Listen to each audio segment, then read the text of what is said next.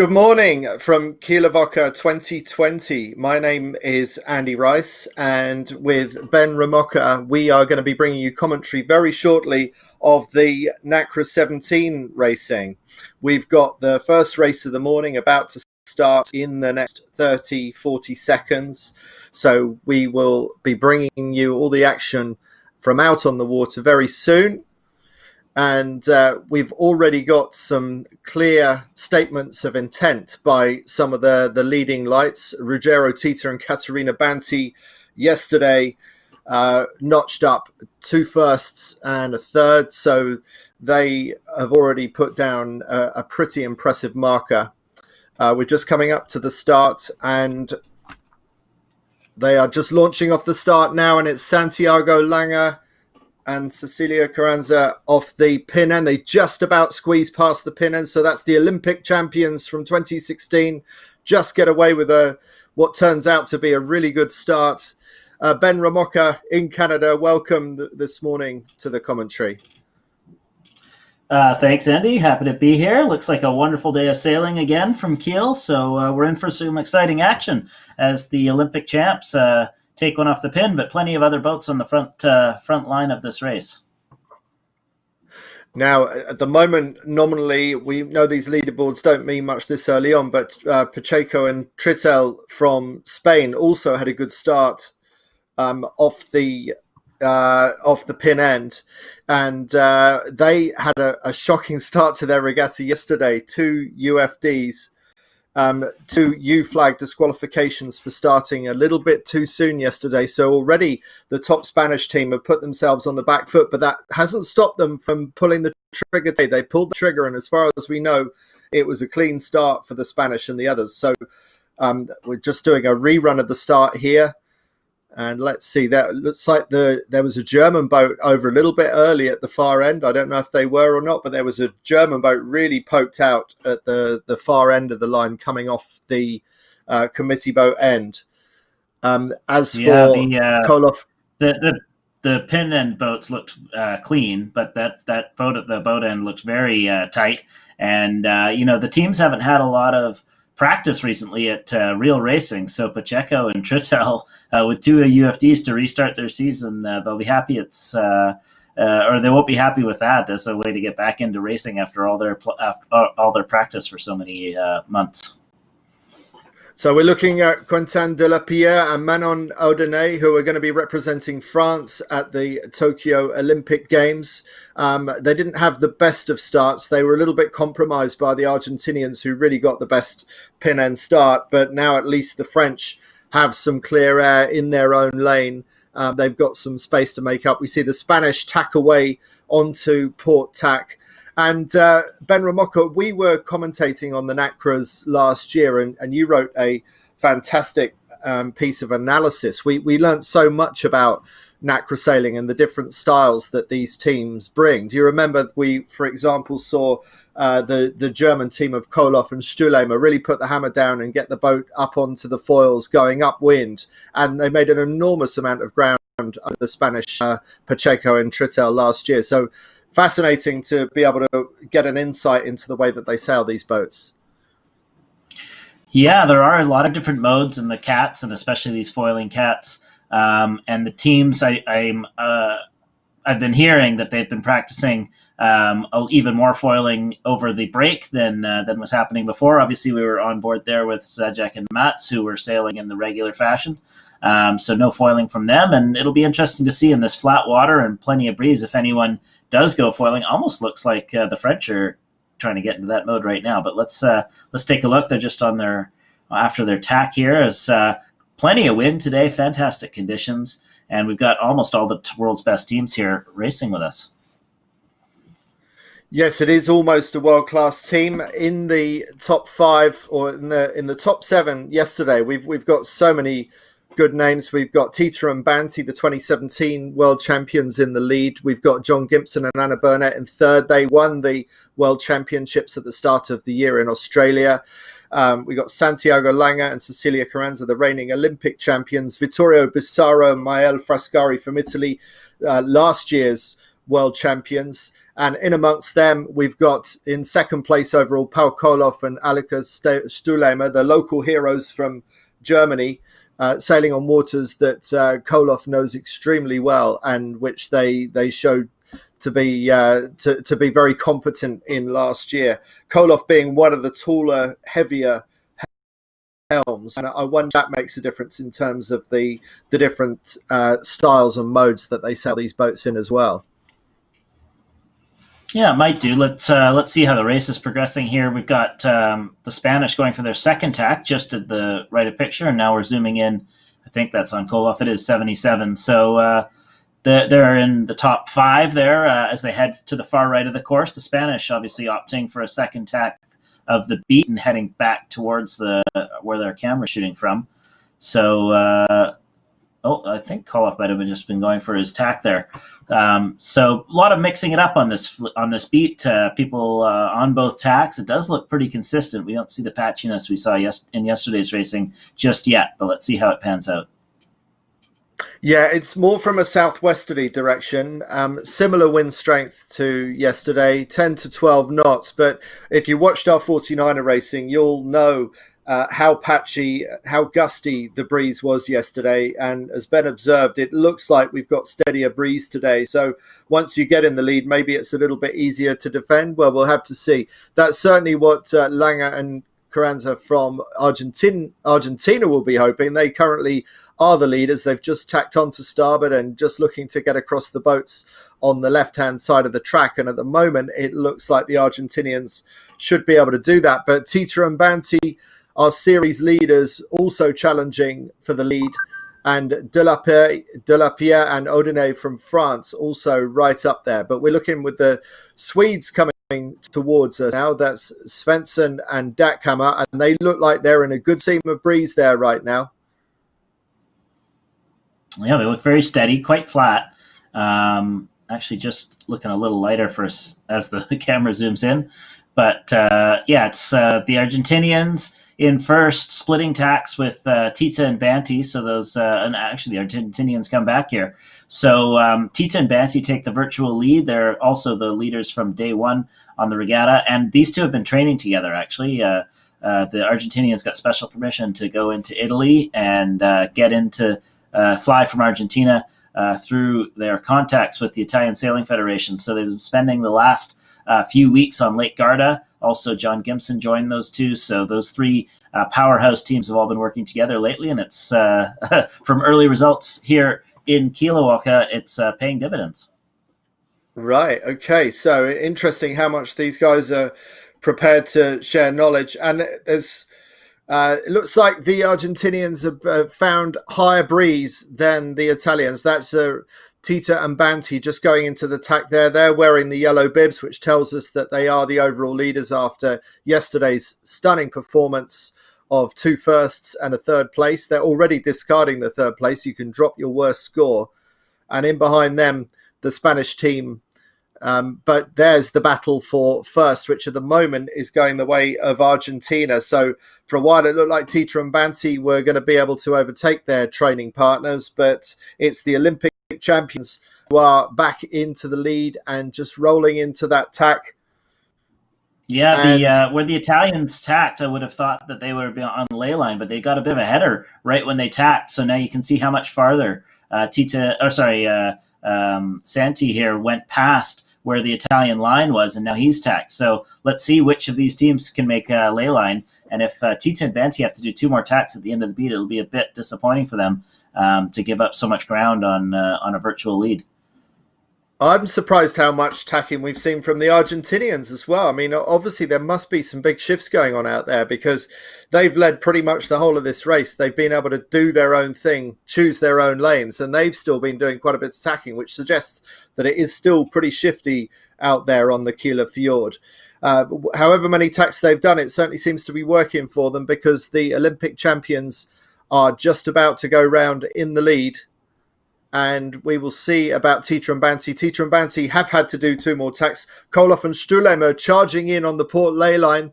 And will they get round cleanly? It looks like They have done so. Very busy round the mark now with Koloff and Stühlemer second place overall in the series, second place in this race, followed by Tita and Banti, the series leaders. They managed to get round in third. The French, Delapierre and Aldenay in fourth. Reigning world champions Gimpson and Burnett from Great Britain in fifth. And then Marenic and De Micheli Vituri from Croatia. Marenic, a reigning Olympic champion as a 470 crew at Rio 2016, now made the switch quite late, Ben. We can maybe go into the details of Marenic a little bit more once we get past this busy mark rounding, but it's absolutely stacked at the Windward Mark right now, which is all playing into the hands of the Argentinians, who are going faster than lower and lower than everybody else. We're looking at Koloff and Stühlemer. Yeah. Good jibe from them. Let's see if they can get through. And yeah, straight out the other side, going very fast through that. So nice jibe from them. And they've split away from our leaders here. So perhaps looking for slightly different winds or puffs downwind. And let's see if the Argentinians match them or if they continue on straight. Very tight action at that windward mark. The Argentinians look to be in a bit of a soft patch there. I wonder if this is an opportunity for Germany to come round the outside. They're back up to speed again now, back up onto the foils. So maybe not so bad for Argentina, but it looks like they left their jibe a little bit late, sailed into a bit of a hole before they chose to do that jibe. Bit of a crash down there. Yeah, the puff coming in from behind, you can see the darker wind. I think the Argentinians might have placed themselves okay. And the boats, two boats behind coming together, port and starboard, they've got to deal with each other's traffic. So lots of action behind the overall or the race leaders right now. And there's, obviously a few options downwind here. So we've already seen Koloff and Stühlemer jibe twice. Yeah, amazing that there's so much manoeuvring going on, but it just goes to show there are still shifts and gusts out there, not the extent that we saw with the very wacky racing in the 49er yesterday. So a little bit steadier today. But okay, so the F-18 fleet. The F-18 fleet is on the same race course, and these NACRA 17 sailors just had to navigate going downwind through the F-18 fleet going upwind at the same time. So perhaps some of the jibing angles might be chosen by teams needing to thread the needle through another pack of boats on the same race course. We don't see that a lot in Olympic racing. No, so that adds another dimension, the dimension of Kieler Woche being so busy out on these waters, and a beautiful close-up shot of Koloff and Stühlemer from Germany just running in, what's this, for a jibe, getting close down to the bottom mark and just going out of picture were the Argentinians still holding the lead. Very good manoeuvring by Koloff and Stühlemer here. They look to have the mastery of the boat last year at Kieler Woche, and they look like a very slick combination the way that they're sailing this boat. And Langer and Carranza done another jibe. It looks like Koloff and Stühlemer have closed the gap. And so it's much more of a two-horse race out at the front of this fleet. And we shouldn't forget Tita and Banti on the far side. The Italians on the far lay line also looking like they're in contention for the overall lead of this race. Yeah, very tight action at the front here as the boats approach the leeward gate. We've got Tita and Banti on starboard jibe, but it looks like the Argentinians will hold their lead into this as they're getting ready for their drop already. Oh, bit messy, bit loose. But it did a little bit. That is, so they were obviously overstood there. They've had to pinch up above the one gate. Now they're going to go through, and let's see who can take advantage. Tita and Banti are going to come through on the inside and roll over top. Bit of a mistake there from the Argentinians as they were under pressure immediately from the time they jibed, and now, wow, Koloff and Stühlemer have tacked back. So big shift at the end there. That's what made the Argentinians overstand, and then you've had both Tita and Banti and Koloff and Stühlemer take a bit of advantage, and the Argentinians are down to third, just like that. So, well, got to cross here with the Germans, but still, very tight at the front. Very good sailing from Tita and Banti. Don't forget they won 2 of the 3 races yesterday as well. And, well, it is down to third for the Argentinians because they didn't quite manage to pull off that cross. They had to do the big bear away and the duck behind the Germans. And the Germans, strangely, tacked straight on to starboard, having gone round the far mark. It doesn't look so bad there when you look at it from that perspective, but the winners out of that leeward gate was undoubtedly the boat front of picture, the Italians, Tita and Banti, who are making very few errors here in Kiel so far this week, sailing absolutely impeccably, as they were a year or more ago when they were winning pretty much everything. They were or have been the form boat in the NACRA 17 in the early phases of this 5-year Olympic cycle between Rio 2016 and Tokyo 2021. The last year or so, Ben, they haven't really been on top form. We've seen other teams coming to the fore. It looks like this break, this pandemic break that we've had, has done Kieler and Banti some good. They look like they're back at the top of their game again.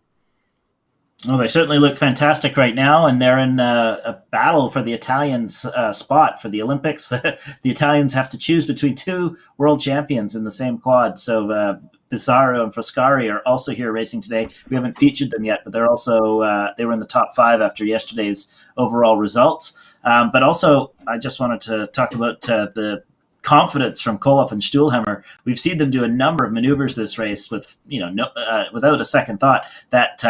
That drop straight into attack is not something we see all the time out of the NACRA fleet, but they obviously knew exactly what phase the wind was in and wanted to starboard. So they're holding in nicely here as in second place, covering the fleet and chasing down these Italians who, for the form they're showing so far, might just take another race victory.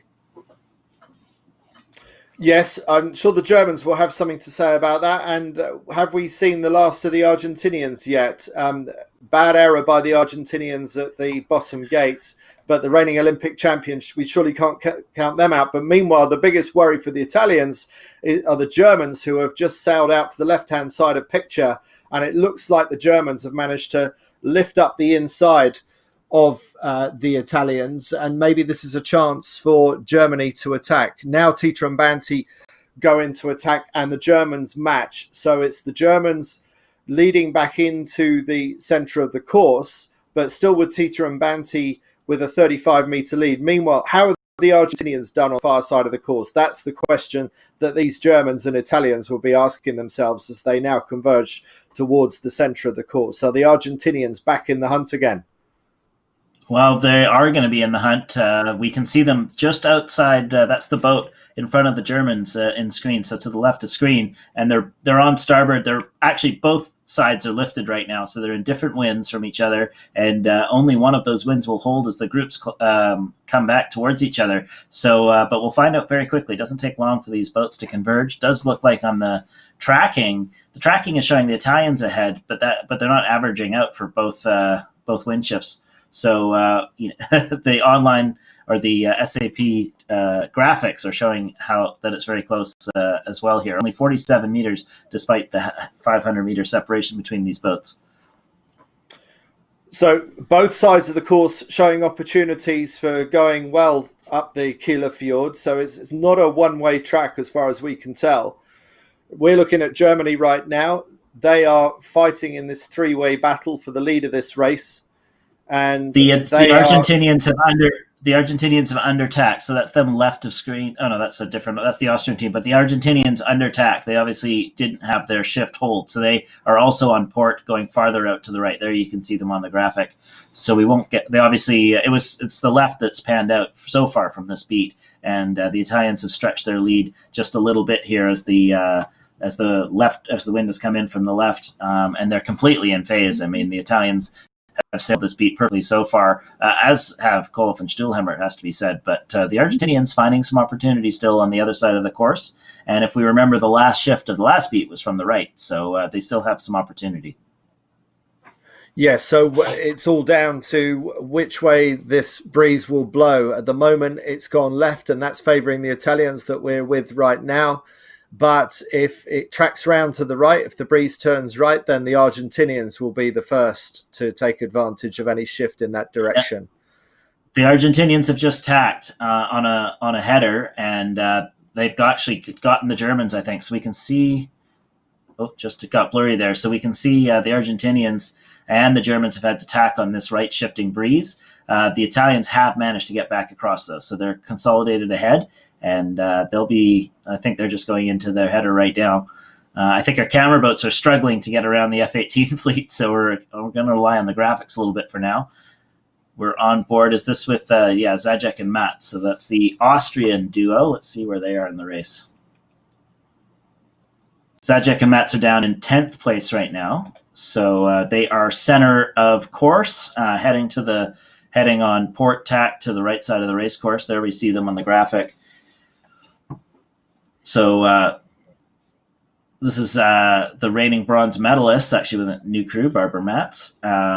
In tight here, we saw them doing really well last year. For those of you who watched the racing last year in Kiel, and just having a middling results far today.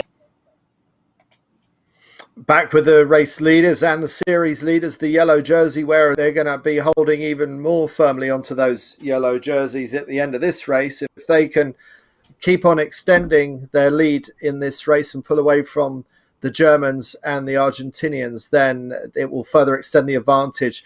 Now rolling into attack, which puts them nicely on top of the second placed boat in the series, the blue jersey wearers Koloff and Stuhlemer, the local heroes from Germany.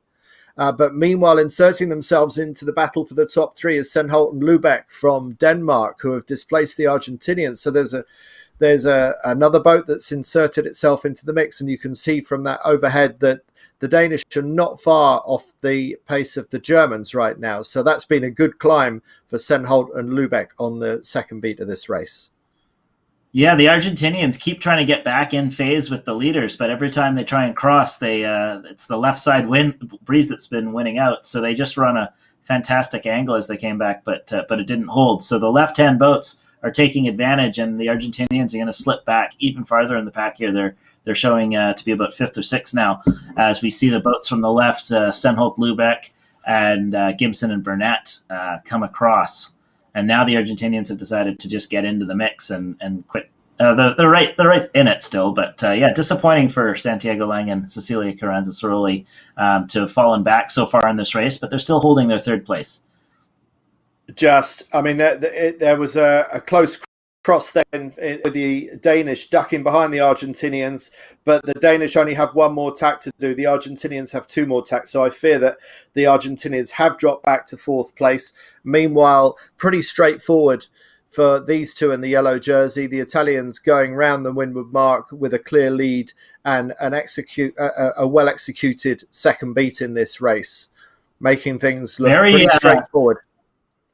Very patchy, though, compared to the first beat. So they'll have some decisions to make, and probably the wind will fill in more quickly on one side of the course downwind than the other. So they're going to have to make the right decision here, as they'll end up being in a different patch of wind to the rest of the fleet as the rest of the fleet comes around.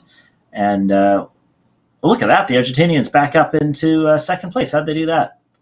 I don't know how they did that. They did that in a very short space of time, and how they managed to get past the Germans and leave the Danes so far behind. How the Danes having only just ducked behind the transom of the Argentinians. I wonder if the breeze really did go very funky at the top of the course there. But wow, somehow the Argentinians have pulled a rabbit out of the hat at that top windward mark. It got very patchy, and clearly the three other boats, the Danes, Brits, and Germans, missed out. Argentinians captured whatever shift and puff there was there, and have moved back into second place. 240 lead for the Italians. They do seem to be in good wind right now, so no particular emergency. But you can imagine if everyone else jogged off. Well, okay, so we're going to get our separation this way. The Italians, the Italians have jogged. Puff, you can see it in the middle of the course. But let's see if there's an opportunity here for everyone else to catch up, or maybe the Italians. Wow, look at they're flying downwind here, looking very good. It has to be said. So good spot for them to jibe. They're obviously right on top of where this wind is and dialed in. We see how active they are. They're the team that pioneered this very active crew waiting downwind to tune the boat fore and aft. Yes, we've heard. Vittorio Bissaro, the other top Italian helmsman, pay tribute to these guys, Tita and Banti, about how they really have moved the whole game on. And the rest of the world has pretty much caught up in terms of that body movement fore and aft downwind. But Tita and Banti, they are in a class of their own in this race right now. It's a battle for second place, but it looks like first place has gone away to the Italians already. Yeah, we're going to see a convergence. The Germans are going to come into picture soon enough, trying to get in between the Argentinians and the British. And look at them all flying downwind here. They've found a wonderful puff after the patchiness at the top mark. I wonder if I've just put the commentator's curse on the Italians, because they've just lost 100 metres of their lead in the last 10 or 15 seconds. It seems like the breeze hasn't come down to the leaders, and the Argentinians have really managed to close the gap. Now, the question is, will the Italians pick up that breeze before the chasing pack gets it? It looks like they are safe again, but there's been a big closing of the gap. They're out of phase with each other, so the Italians are so far ahead that they're right at the front of this puff that's heading downwind and having to jibe back and forth to stay in it. Meanwhile, the chasing group are right in the puff the entire time, so they're not sailing out the front of it the way the Italians are. But the Italians have placed themselves, between the fleet and the finish line. But are they going to catch these last angles well enough to hold their lead as the rest of them charge in behind? Looks like they're in a nice patch of wind right now, and a little bit of a dip, but they've got a few meters to give, but not many more mistakes, you'd think. No. I mean, I think they're going to be okay, but the Argentinians have really managed to close the gap somewhat down this final run to the finish. The Argentinians will be pleased to have extricated themselves from that mess a lap earlier, when it all started to go wrong for them, and then somehow they managed to weave some kind of magic at the top windward mark and get themselves back into second place. But coming down to the finish, it's Tita and Banti, our series leaders, the yellow jersey wearers, about to line themselves up for their third victory from 4 races. So congratulations to Tita and Banti. Yeah, great racing from them, looking strong the whole race. I wonder if we'll pan back upwind and take a look at the Argentinians. It looked to me like they were a bit overstood again, as we saw in the first downwind. So let's see if they struggle at all to get in. It looks like Gimson and Burnett are going to roll over top of Koloff and Stuhlemer, who also look overstood to me. And so we could have a bit of action. Hopefully the camera boat can pan back and see some of this, as places are changing right through to the finish. There goes through Santiago Lang and Cecilia Carranza-Ceroli in second place. And it's going to be the British up highest spot of the day for them in the race. So getting it when it counts. And then Germans there fell back from a pretty comfortable second place all the way to 5th, with a bit of an error at the top mark and then not quite getting the downwind as they'd wished. And also Delapierre and Audinay fell back as well after third place up the first beat. But advantage to Gimson and Burnett, who came through at their highest place of the day, as well as Senholt and Lubeck. We didn't talk about the whole race, but having a 4th place there, the Danes, the Danish Olympic-bound team.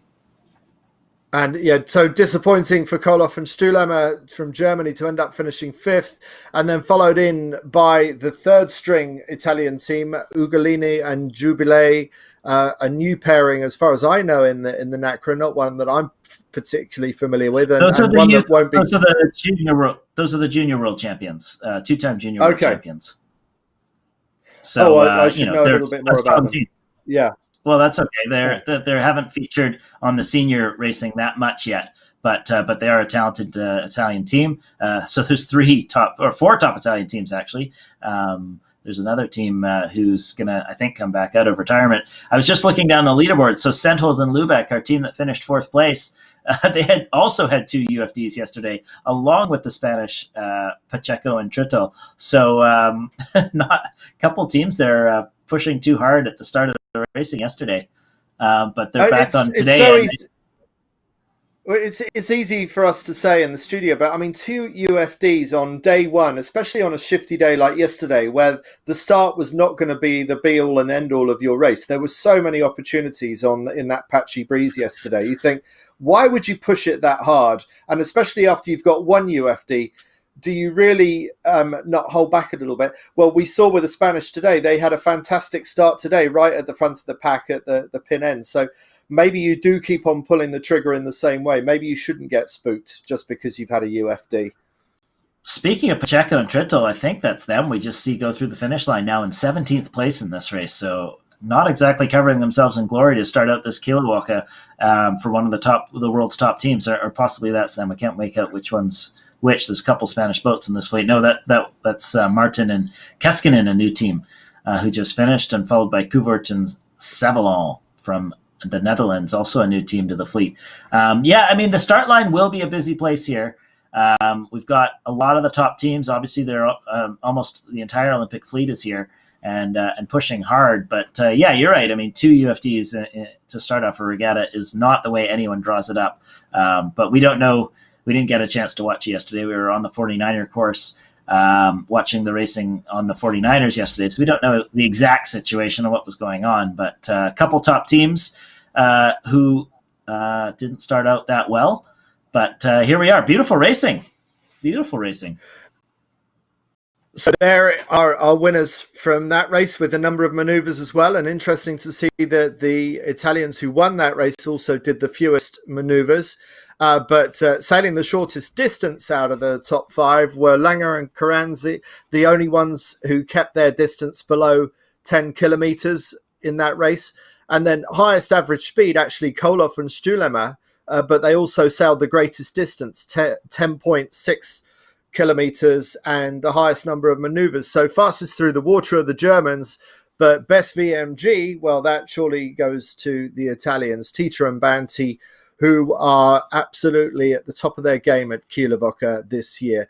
The the world champions from a couple of years ago, and looking like they're right at the back at the top of their game again, Ben. Yeah, great start for them.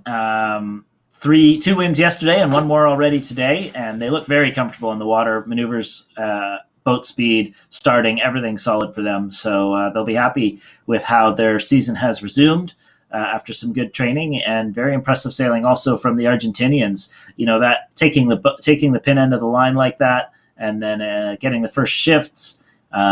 Coming around the mark, leading, making a bit of an error on an overstand, but sometimes that happens with the shifts and the puffs on a downwind with these fast boats, and then managing. They spent the whole beat out of phase with the leaders, but just picked their opportunities. Eventually, went back underneath the fleet, lost a couple places, but then immediately got them back and finished round in second place. So pretty well deserved second place from them as well. Yes, and that they will be thinking about their ley lines a little bit more carefully going into those lured gates. That was the giveaway by the Argentinians that lost them the race. But what they managed to do at that windward mark, we didn't quite see. But something changed very, very quickly, and it was the Olympic champions that managed to pounce and capitalize on that. And meanwhile, Gibson and Burnett just sneaking through for third place. So 2 world champions and an Olympic champion in the top 3 of that race. That goes to show just how high the quality is in Kieler Woche.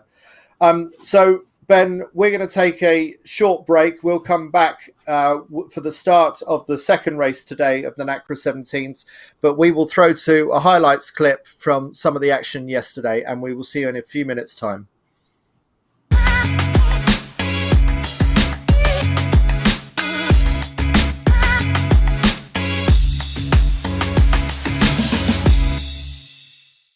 Today was the start of part 2 of the Kieler Woche. With moderate winds of 8 to 10 knots, the Olympic classes started their programme of racing. After long months away from competitive action, the Kieler Woche is the first opportunity for many top sailors to race each other again. With the Olympic Games in Tokyo postponed by a year, Kieler Woche is also part of Olympic qualification for many nations. Accordingly, the fleets are filled with top-class athletes. In the 49er class, a large number of top German athletes are competing in Kiel. In race 1, Eric Harlan and Tommy Plussel broke the start line too soon and were disqualified. In the following 2 races, the Olympic bronze medalists from Rio were also found to be slightly off their best. A 10th and a 5th place was certainly not what they had in mind. We've been lucky. After the tack we got off pretty well and it looked we could finish first. Good races today. Just look at the trend. Everything is okay. From a German perspective, the duo of Tim Fischer, Fabian Graf third in the 2018 World Championship in Aarhus, Denmark, did much better. After 2 second places in the opening 2 races, they rewarded themselves with a 3rd place after a successful game of catch-up. But fastest out of the starting blocks was the old master of 49er sailing, the Great Dane Jonas Vara. Now in his 40s, the Olympic champion of 2008 has come well prepared for the Kieler Woche. I definitely think for us it's an advantage that we got an extra year. I like Kiel, I like sailing here. It's you know, often we get a good shifty conditions, offshore breeze, and we know that from back home. And yeah, I like the place and I look forward to sailing here all the time. So in today's races, the veteran champion and his young crew Jakob Jensen were in splendid form.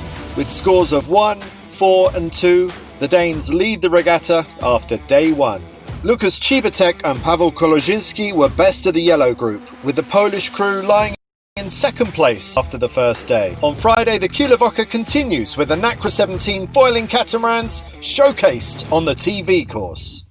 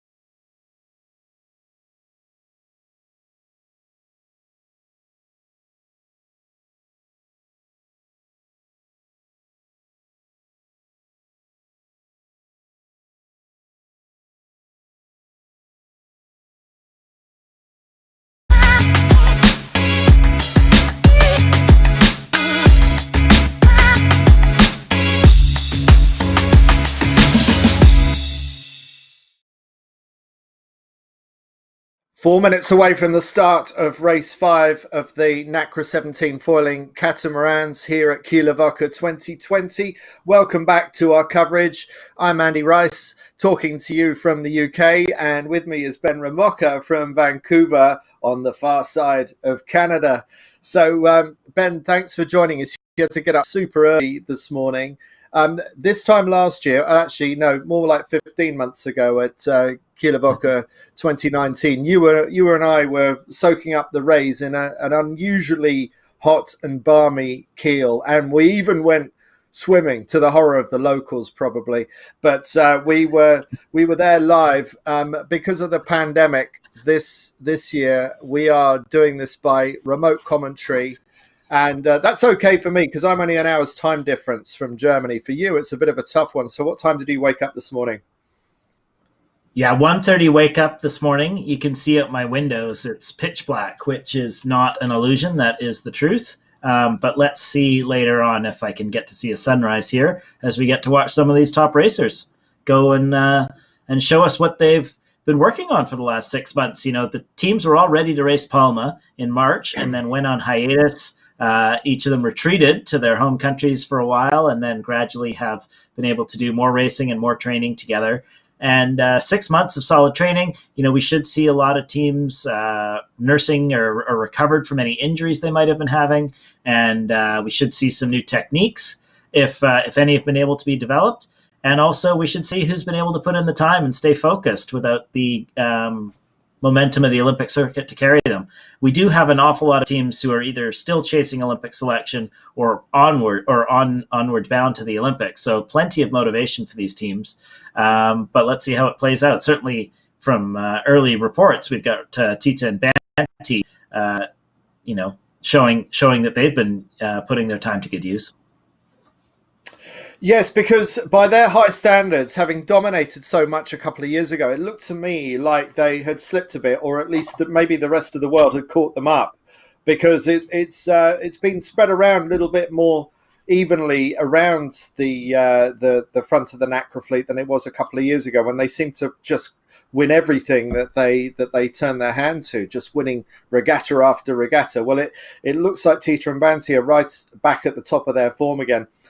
We've got just over 1 minute to the start of race 5, so I hope we're going to be going into the start fairly soon and seeing them line up. And there we are with just the 1 minute to go and still some way back from the line. We saw the Argentinians win the pin end and take the lead in the race from the pin end of the start. So we know that provided that the bias is even or even favoured towards the left-hand end, that the pin end is a favourite place to go.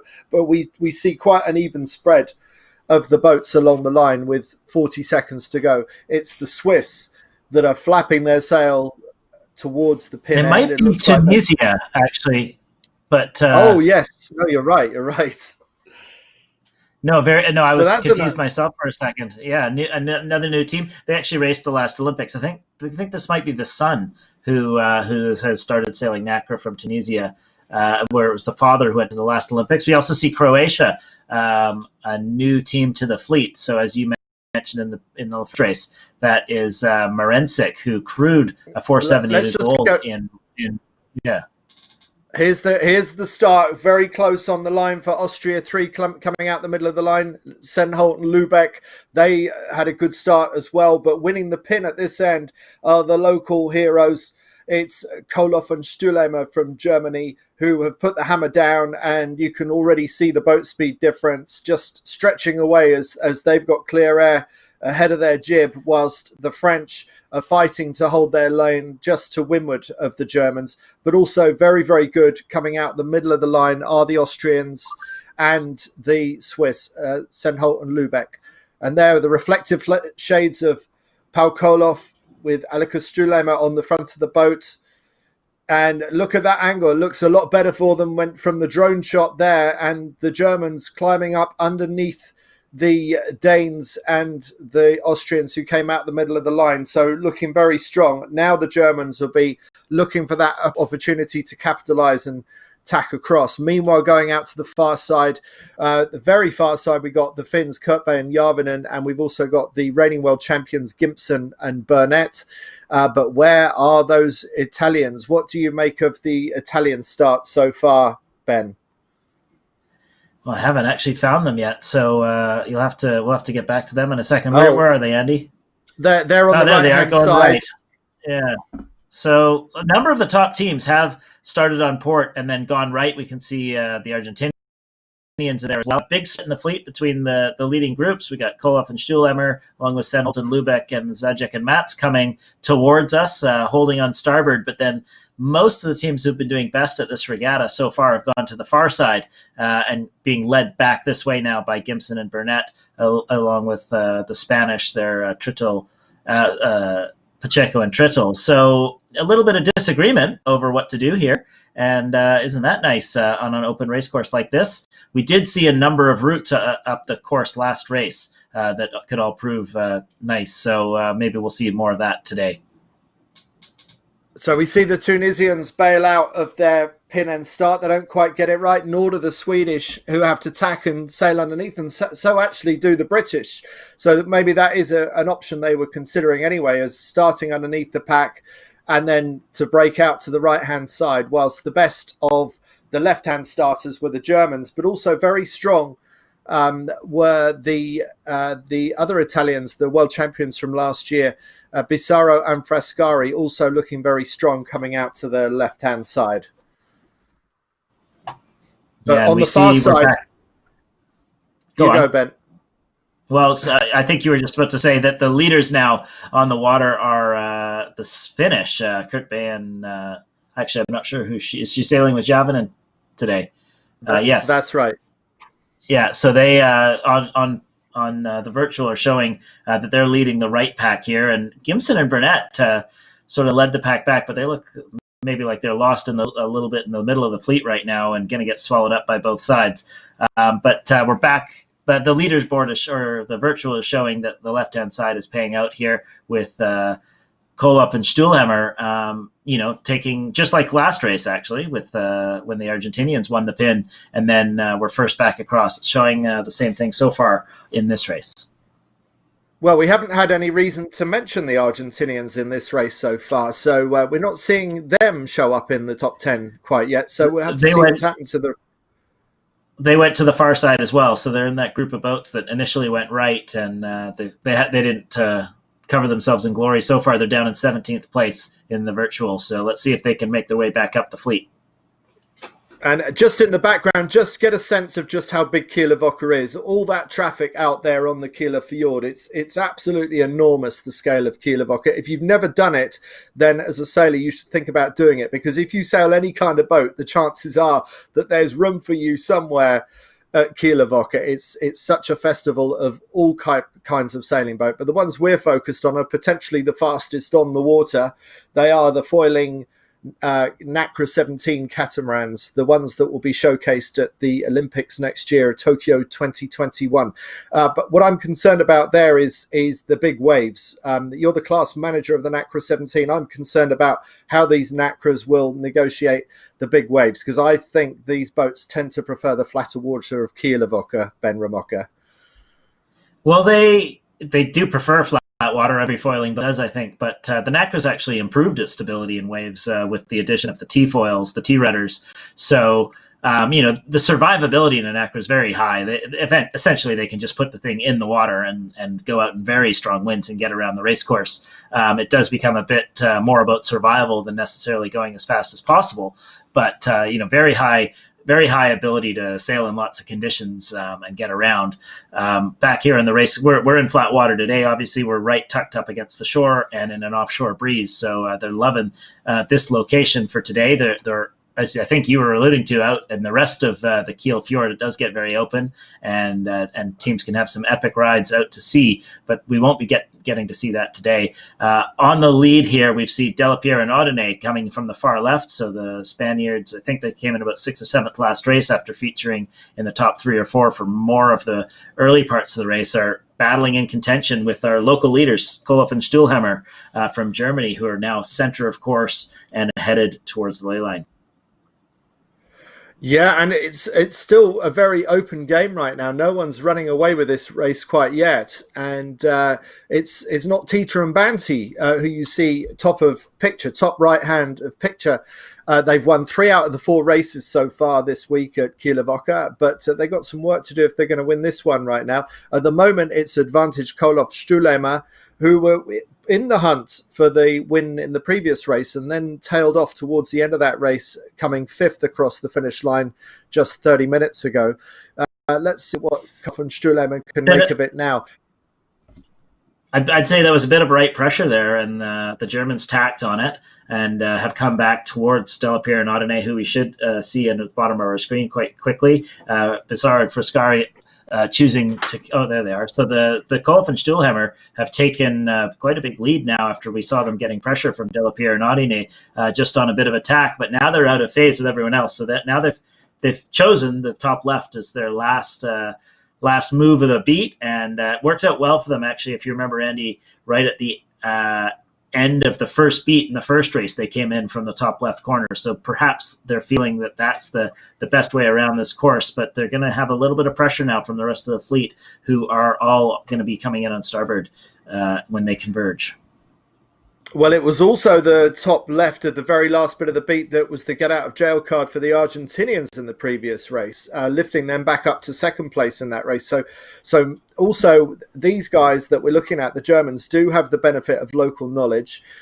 So maybe they know something about the top left of these windward legs. That seems to be the place that they're favouring right now. Will it be enough for them to get back across the new threats of Zajac and Mats from Austria and Senholt and Lübeck from Denmark? Because it's going to be very, very close between Germany, Denmark and Austria coming in towards the top of this. And we see the Austrians tacking at simultaneous tack with the Danes, with Koloff and Stuhlema coming across the top of them with more speed. But where is Windward Mark? We'll see it come into view at the bottom of screen fairly soon, and it could be that the Germans have overstood, and it could be advantage Austria.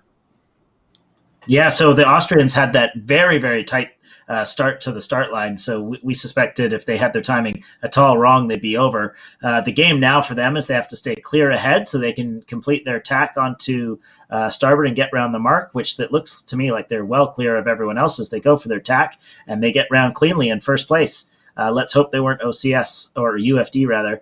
And second round of the Germans, and then hot in their tail is Senholt and Lübeck from Denmark. So very tight battle between these first three, as they've got a bit of a gap between anyone else in the race, but that top left has done them well. And let's see if they can separate downwind and get free. There's Tita and Banty still in the top 10.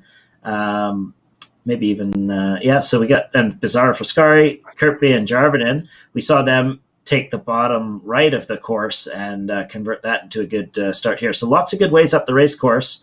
Kirkby and Jarvinen just getting rolled here by Bizarro and Frascari, who got to come in with a bit more pace on starboard.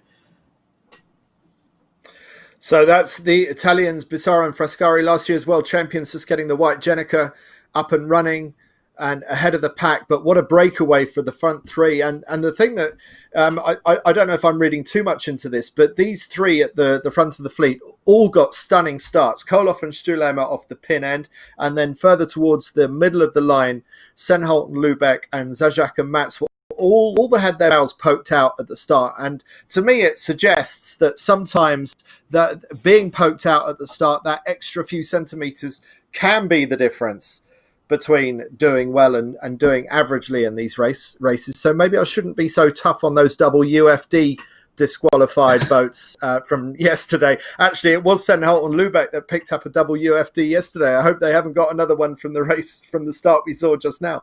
Just going into the jibe, a bit of a strange jibe there by the Austrians. It looks like they're struggling for finding decent breeze there right now. They're off the foils. Is this an opportunity for somebody to make up ground on the leaders? Yeah, it doesn't look like a lot of pressure they're in right now. They've just barely got the boat up and foiling again, and very slow to get up to full speed. So some meters possible to be gained there, but they still are in a great position. They've got they'll be sailing in the same wind as those Germans over top of them, and then they've got the Danes chasing them straight from behind. Although as you say that, the Germans do look like they're first to get a puff and are extending forward, so might be a bit of pressure here coming from our race leaders as they jibed in a light spot and now have to wait to get back into the better wind. And there's just the navigating this F-18 fleet. So there's more than one fleet on these race courses, and that's an extra set of obstacles that they have to think about at Kieler Woche that they won't have to think about at a World Championship or an Olympic Games. But it just all adds to the spice of competing at Kieler Woche when you've got all this traffic to think about. And look at the angle. They're almost making the leeward gate now on port jibe, so that really must suggest that the breeze has shifted around. It looks like the course is a little bit out of axis the way that they're heading down so easily on port jibe towards the leeward gate. Yeah, it might be a bit of a right shift here. So if we remember in the first race there, we had the Germans in screen here. They immediately tacked onto starboard to get onto the favored shift upwind, and we'll see if the shift holds and we see more of that. Here's the leaders. They've got to be getting relatively close to the leeward marks now. Just back to what you were saying about every sailor getting to Kiel Week, I can't recommend it highly enough. Any type of sailor can find a boat to race at Kiel Week, whether it's your regular boat or not. And it's a destination for all sailors that they should try and get to at least once in their life if they're far away, and possibly every year if they're closer. Yes, so the first half of the regatta was yes, absolutely. So the Germans absolutely flying past the Austrians, and they look like they're in completely different breeze.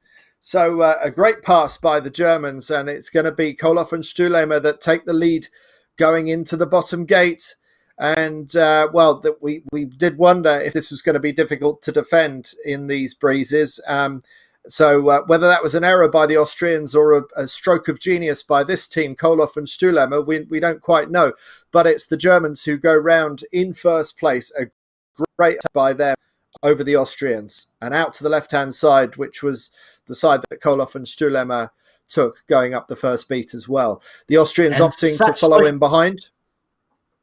Such slick boat handling by the Germans as well. They didn't give away a second of their advantage. They rolled right on by and then absolutely nailed their leeward mark rounding to extend their lead as the Austrians, were a bit slower on their turn and slower to get momentum upwind. So the Germans have taken what was ultimately a very small lead and pulled it into a big lead and won in the bottom third of this downwind. And you can see the rest of the fleet flying into the bottom marks here. There's T10 Banty coming through in about fifth place. Pacheco and Trittel, Delapierre and Audonay going to come to and follow in line here.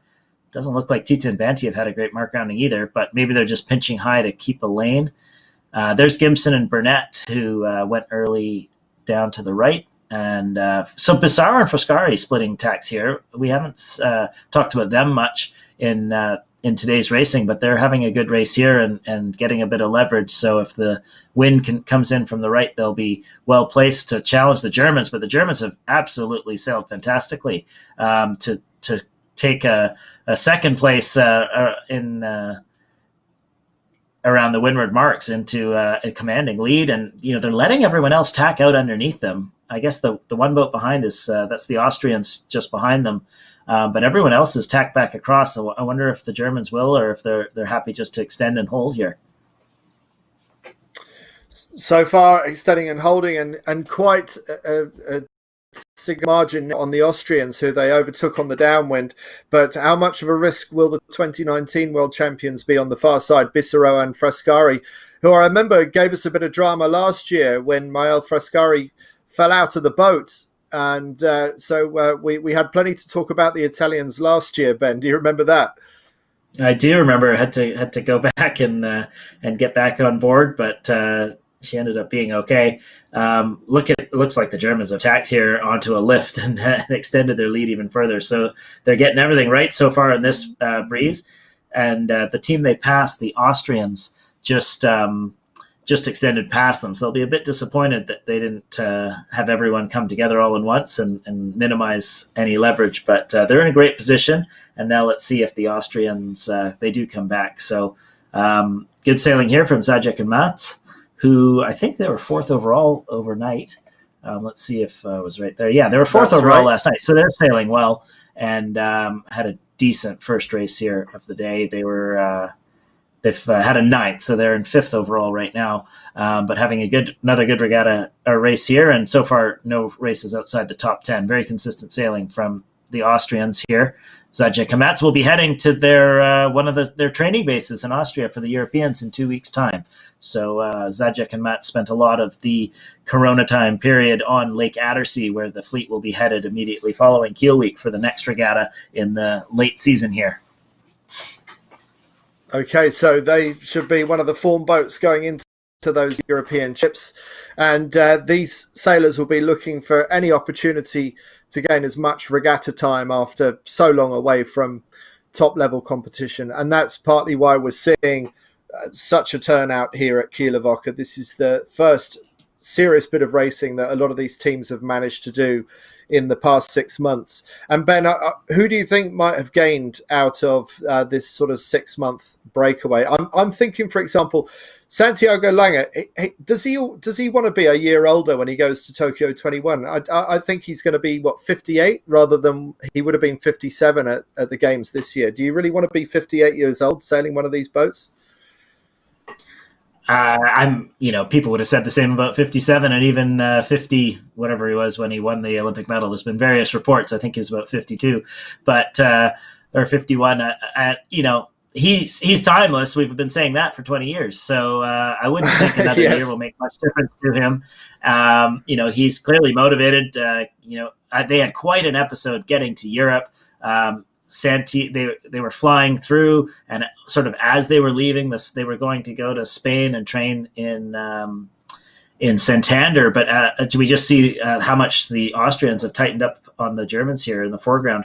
But yeah, just continuing on, the Argentinians were heading up to Spain to do some training, and the Spanish closed their borders as they were on their way, and they sort of landed in the airport. And I think Cecilia had to fly back to Argentina to get more paperwork. And they ended up getting into Italy. So, they had to change their plans. So, you can't underestimate how difficult it is for some of these teams that aren't on mainland Europe to campaign the way that is more natural in Europe. But still, year after year, they're right at the top of the fleet. And, wouldn't it be something if they can get another Olympic medal in Tokyo next year, regardless of the ages? Well, not just regardless, because of. I mean, that's what makes him so extraordinary to me is that he is showing that you can still sail a young man or a young woman's boat in your late 50s. I think that's massively impressive. So Koloff and Stuhlemmer, furthest boat to the left again. They do like defending that left-hand side, and actually the only boat that has made gains on them is the Austrians, who we're looking at here, when they went further left than the Germans. So it does seem like if you're going to opt for one side or the other, the left is the safer bet. It seems like it, and the Austrians think so too, because they're going back that way. So who can get farther left seems to be a bit of the name of the game. The only passes we've seen have been from that side right from the start of the race. The top three were all teams that started near the pin and had good starts and were able to hold on starboard. So that the left side of the course must have the stronger puffs or something. It's obviously working because Koloff and Stuhlemmer have extended their lead as they've leveraged left. Interesting to see so many of the other top teams like Tita and Banti and Delapierre and Audenet heading to the right, given that we have seen such success on the left.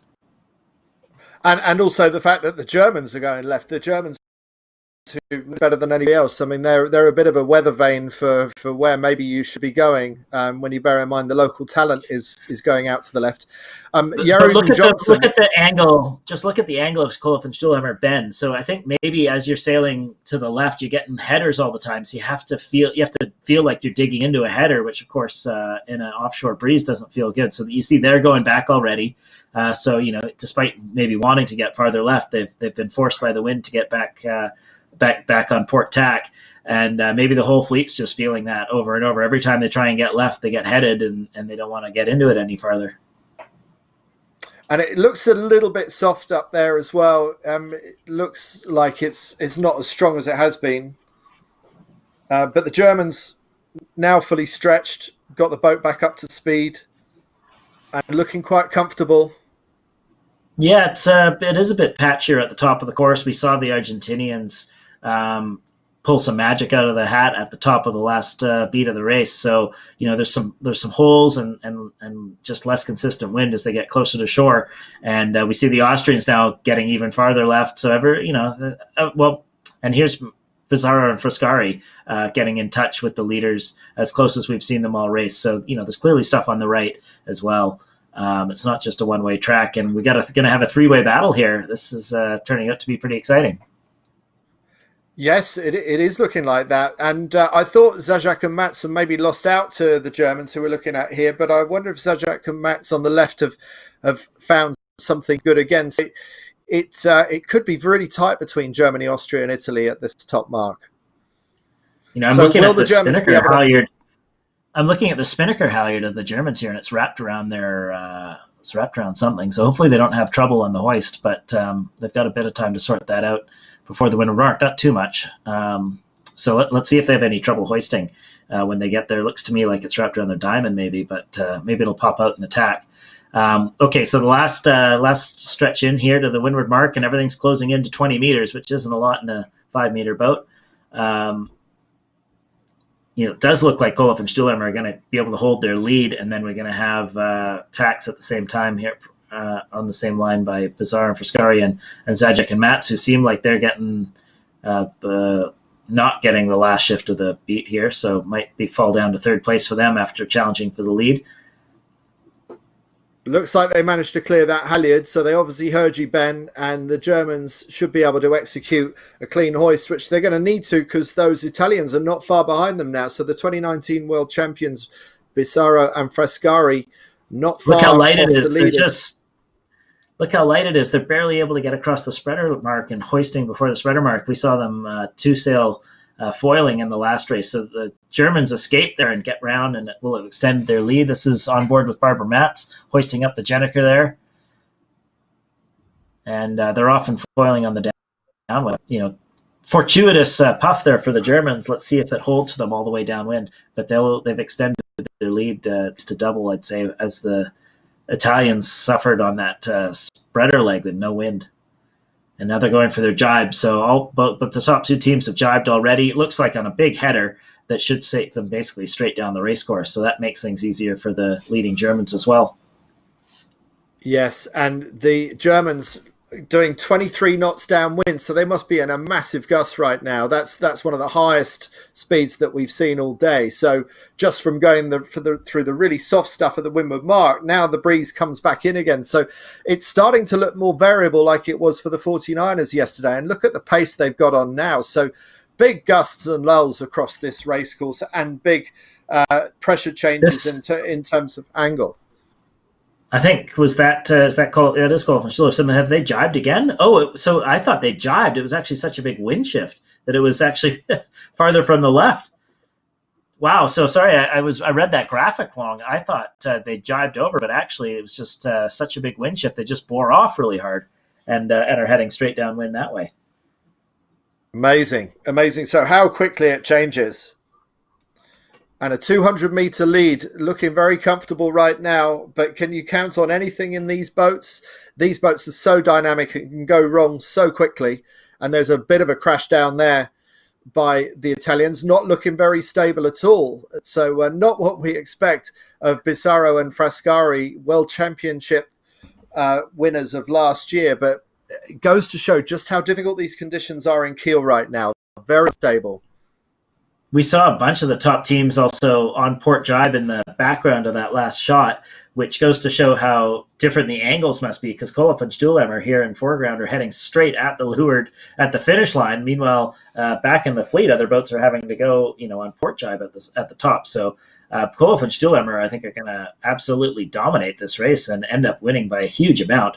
We've seen the Italians behind them, not really on the pace. And these guys have beautiful jibe there, straight through onto the new jibe, absolutely flying. You've got the speeds up there again, 21.6 knots, so not quite the 23 we saw a second ago, but right at the top speed for NACRA. I think they pretty much cap out at about 23 and a half for the most part. So right near max speed here to get themselves through the finish line. Wonderful racing here from Koloff and Stuhlhammer, who are having the best of this day. Absolutely. 260 meter lead when you think that they were fighting for the lead at the top of the last windward leg, and how quickly it changed. They just broke away into that new gust that launched them up to 23 and a half knots, and they've totally capitalized on that. And as you pointed out a few times, Ben, their boat handling is exceptional. And you look at them and you wonder how long it will be before they win a world championship, because they seem to have the measure of these world and Olympic champions that they're up against. Yeah, and coming across the finish line now. Yeah, they might be asking me to host a world championship in Kieler, I'd say, too, because they seem to enjoy sailing on their home waters. Bit of a younger team that might play into it a little bit. They haven't been around the world quite as many times as people like Santiago Lange. So, maybe just the familiarity with the local area might just make all the difference for them, as we see Bissar and Frascari come through in second place. But yeah, just back to the Germans. We saw them feature very well in last year's Kiel Week, and obviously doing so again this time. So Zajac and Matt should be the next to come into view. The Austrians, who were leading this race for a while, but overtaken by the Germans on the previous downwind leg, but still respectable third place for Austria 3, closely followed by Senholt and Lubeck from Denmark in fourth place. And we're on board with Zajac and Mats, just getting the Jenica down, and good result for them. Coming across the line, Pacheco and Trittel, that's their best score of the regatta so far. That's more like it from the Spanish, coming across the line in fifth. And then soon to follow will be Jarud and Jonsson from Sweden. A good score for them if they can hold off the Italian charge of Tita and Banti. Seventh place for them will be their worst score. That will be their discard. But Tita and Banti will still be leaders overall in the regatta. That's Jarud and Jonsson of Sweden just crossing now. Tita and Banti, the 2017 world champions, still to come across the line. And, well, Lange and Carranza in 11th. So that's Tita and Banti coming across the finish line now. And some quite big gaps after them. Martin and Mortensen from Norway. But will they get across in front of the French? It's very close between France and Norway, and then the Dutch, Van der Meer and Bauer after that.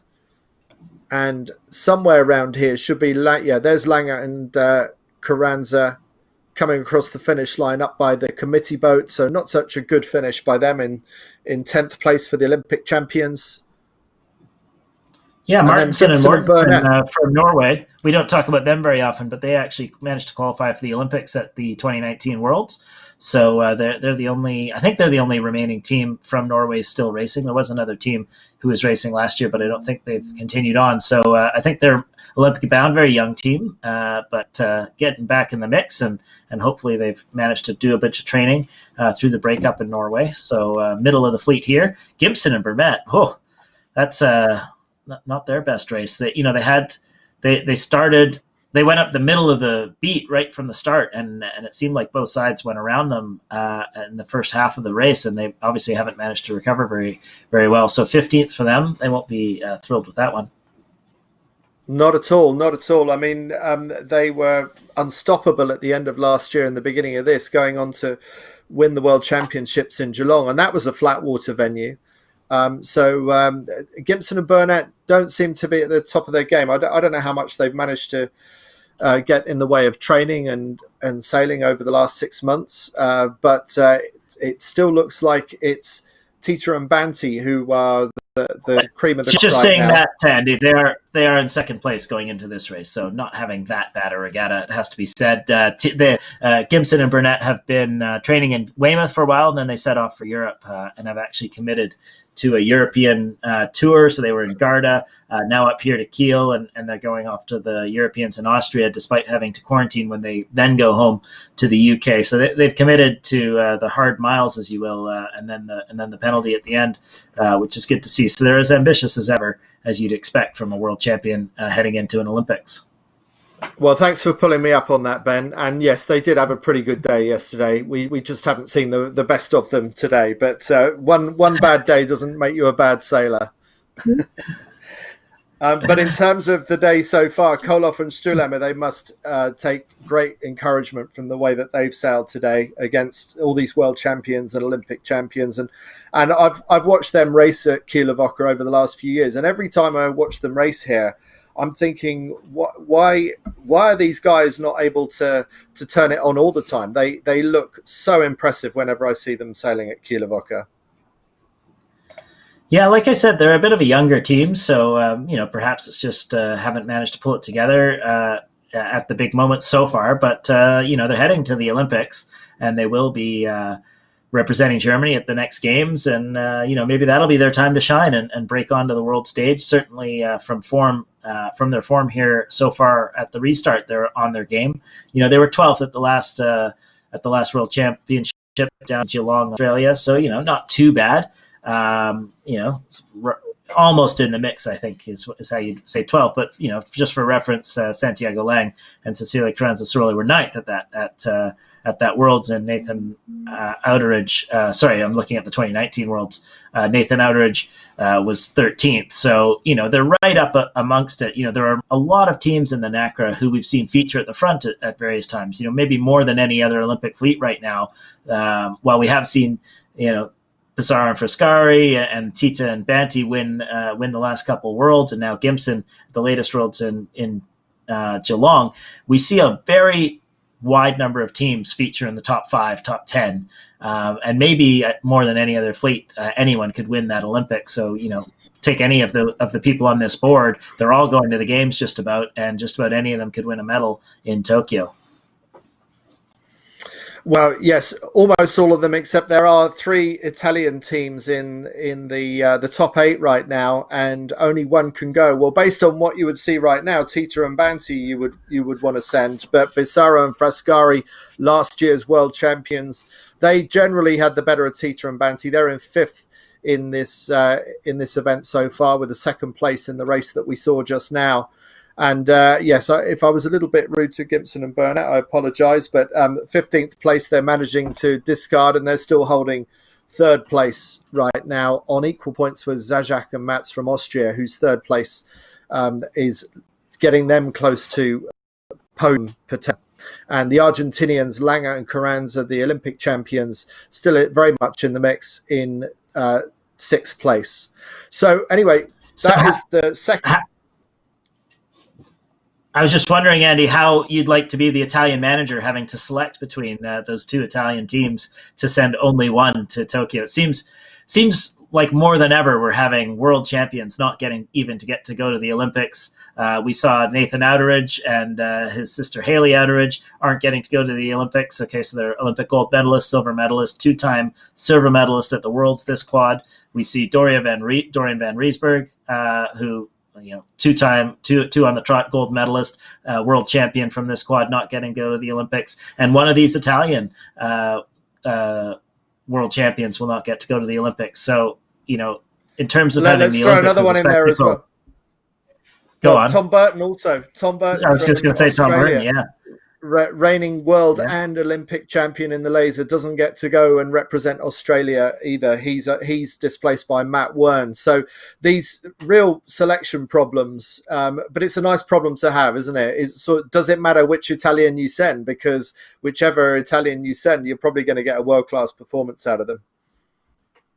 Well, I think it's just a shame for sailing that we don't get to have so many, ultra competitive people at the games in itself. Most sports, if you're a world champion, you get to go and compete at the Olympics. And it's a bit of a shame for sailing that we haven't managed to figure out a way to get our best talent to the game. But I've never seen the problem so great as this quad. Like you say, I think we can rattle off 6 world championship medalists and gold medalists who aren't getting to go.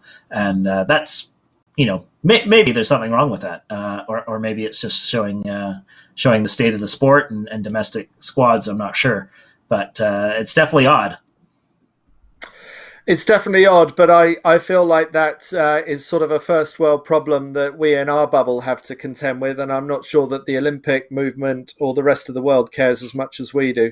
That doesn't mean that we shouldn't care, because it does mean that we don't necessarily get to see the highest quality of competition. Maybe the higher quality of competition actually takes place at events like the World Championships, or even as we see today at Kieler Woche, where you do have the best of the best, regardless of what flag they're flying on their sail. So yes, I hear what you're saying, but I don't see that changing anytime soon. And that creates enormous tension within these national teams. Do they train together or do they train apart? Maybe that's why we see so much international cooperation between different teams. So I know, for example, Gimpson and Burnett, they went off down to Uruguay to train with the Argentinians a couple of winters ago. They chose not to train with Ben Saxton and Nicky Boniface, and that seems to have worked for them because they managed to win selection by the skin of their teeth in the British selection battle. So that one's been decided. So the benefit for them is that they now have a clear, whatever it is, 18 months knowing that they're going to the games, whereas the Italians are still on tenterhooks. And I'm wondering psychologically which is the best way to be. Based on what we're seeing, it's not doing Teacher and Bounty any harm right now. Yeah, it's a big split. We saw maybe 2/3 of countries select who they were going to send to the Tokyo Games just before everything shut down. And then there was a few countries that hadn't decided yet. And it's one of the fascinating elements left of this Olympic quad is to see, is knowing from a long way out if you're gonna get to go to the games and acquiring all the resources and comfort and support and knowing that position is secure going to be an advantage, or is the pressure of the internal competition, like we see, for example, in the Polish 49er, they haven't selected yet. The two teams in the top 5 or so in the world, each pushing hard, like the Italians here, to try and gain national selection, and no comfort at all. So I would have said the Australians selected, I think, days before the world shut down to send Waterhouse and Darmanin over Outeridge and Outeridge. And, obviously we won't know for sure which way it'll play out because obviously both teams can perform well. But it's a big change between some teams and others. Well, Ben, thanks for those insights. We will be back to you in a few minutes' time for the third race of the day at Kieler Woche for the NACRA 17s. So stay with us, and we will be bringing the action to you in the next few minutes.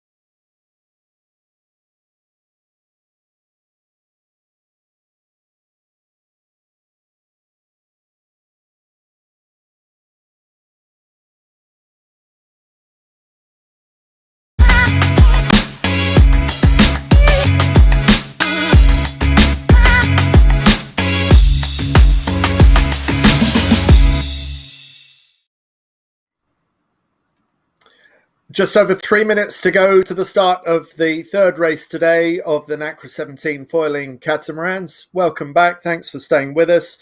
My name's Andy Rice, talking to you from Winchester in the UK, and with Ben Ramoka. Where are you, Ben?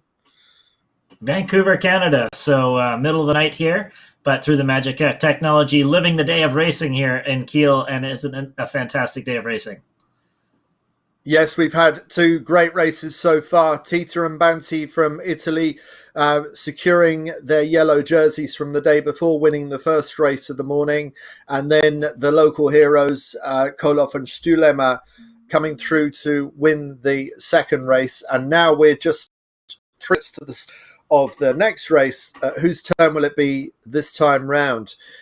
We've seen a couple of boats fall foul of the U flag and be disqualified for starting early. If you're not familiar with the U flag, maybe you've heard of the black flag.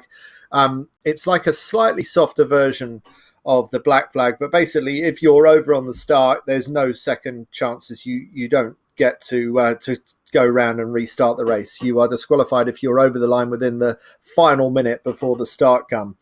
And we've seen some teams like the Spanish fall foul of 2 UFD flags yesterday, which has really put them on the back foot. The Danish as well, Senholt and Lubeck, and yet we still see them right up on the start line, Ben. They're still really pushing on these start lines, aren't they? Yeah, well, as you pointed out, it was the 3 teams that had the best starts to the pin in the last race that ended up going on to be the top 3 at the Windward Mark. So it goes to show, no surprise in sailing, that starting is important, and it's also very difficult. I don't think these teams will have a very good land transit through the pin, which is, of course, the easiest one to use. So, they'll be relying a lot on just their eye and judgment of how big the line is, and, getting something critically right that also makes a difference to your race. It just matters. 1 minute 30 to the start. Let's see who is going to book the pin end of the line near this orange flag that we're looking at now, because whoever wins the pin seems to themselves good position to take the early lead and maybe even convert that into a race win. So we saw Koloff and Stulema win the pin in the previous race. They went on to win the race. And we have seen, let's see, where did Tita and Banti come out of in just the previous jumping in here, do you think the French there, I assume that's still a Pyrenodine, do you think they're going to be able to hold that spot? They're clearly going for it. That seems very close to the pin to me, but so we'll see if that's the spot that gets the pin hole or not, as they've got 45 seconds to go. Well, the French that you're talking about, Delapierre and Audenay, they have been going for the pin every race, and they've just not quite executed it as well as some of the other teams. So their time on distance, their judgment hasn't been quite so good. But look who's down bottom left. Looks like they're not even going to try and start on starboard tack. So Koloff and Stulema, winners of the previous race, are going to jibe onto port and start underneath the fleet. And that's what the French that you were talking about, Ben, they're also going to have to do that. Another German team peels away. That leaves Sweden with 13 seconds to go as the most likely boat to win the pin. So let's see how look at Sweden the Austrians gets on. here. Look at the Austrians here. A few boats up there. They won the last start, and they're in a sweet position again here to take another great start. And that is the start. We have yet to find out if anyone is over the line, but the Olympic champions from Argentina with the Red Bull, they got a good start out of the middle of the line. 2 Spanish teams with a good start. Also, you say, Ben, managing to potentially roll over the top of one of those Spanish boats, but it's Pacheco and Kittel. Yeah, who have taken the pin end of the line here, squeezed out their countrymen, who are a new team, it has to be said. But the Austrians, who basically did the same start again twice, same start as the second race. They look to have had one of the best starts in the fleet, along with that's Pissarro and Frascari, Italy 5, just on their hip, and then the Olympic champions. On a slightly higher heading. Middle of the line. Yeah. Yes, so they hit the... Go on. Yeah, I think the Argentinians are going a little bit higher than the boats that came off the pin end. So I think particularly good starts there for the Italians and for the Argentinians. Look how high the Argentinians are. So already the Spanish have tacked away, and they've got to try and weave their way through the traffic on starboard. It looks like they're going to manage to do that. But at the I'm a moment, bit the surprised Austrians... that they attacked there. I'm a bit surprised they attacked there. They clearly wanted to go left, otherwise they wouldn't have been trying for the pin. I don't know if you noticed their maneuver as they went underneath the fleet there, but they actually did a bit of a luff to slow down and get behind the Austrian boat instead of a bearaway. So very conscious of holding their lane. But, a bit of odd tactics, because once they got around the pin end of the boat, they had as much freedom as they wanted to go left. But we also see the Austrians tacking over. So maybe there's something on the other side of the course that they're all chasing. Well, let's see how the Austrians get on. Will they be able to cross everybody, or are they going to have to duck some boats? If they do duck some boats, it's quite expensive. But at the moment, it looks like they're going to have to duck the Argentinians. So only going to have to duck the Argentinians. So only one boat to duck. So not too bad. And now Argentina also tacks on to port. So a good chunk of the fleet are now on port. And down behind the Argentinians in the far distance, you can see Germany, the winner of the previous race, on the far right-hand side. So Germany going for completely different starting tactics after having won the race by starting the race at the pin the previous time round.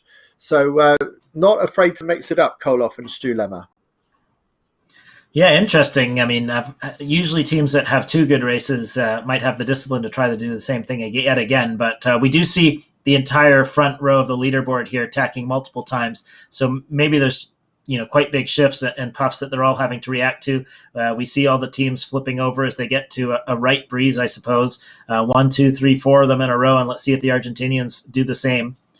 Are they going to go for a cross? Or they're going for a duck. So, most of the top group now trying to stay in phase with what must be a shifting breeze. And we do see most of the leaders on the right side of the course, as opposed to the last race where it was all left. Well, I mean, it seems like they're attacking almost with as much regularity as lasers, but attacking these boats is nothing like attacking a laser. There's a massive loss of speed. When a boat goes this fast in a straight line, attack is an expensive maneuver. So it's quite surprising to me to see the fleet tacking as much as they are, but it just tells you how different the breeze is across the course, because for them to be tacking again, as we see the Spanish there's got to be some serious breeze changes going on. Well, in the flat water, actually, these boats are getting much more efficient at their tacking. They run the outer hull in the air, with the foil, so it has much less drag than, for example, a Tornado did when it tacked back in the day. And they're able to really whip the boats through. You see some of the GP, the Sail GP boats, who are foiling now a long way through their tacks. They really whip the boats through as well. The America's Cup boats will also whip the boats through, and they just turn incredibly fast and stay on the foils kind of like a moth almost.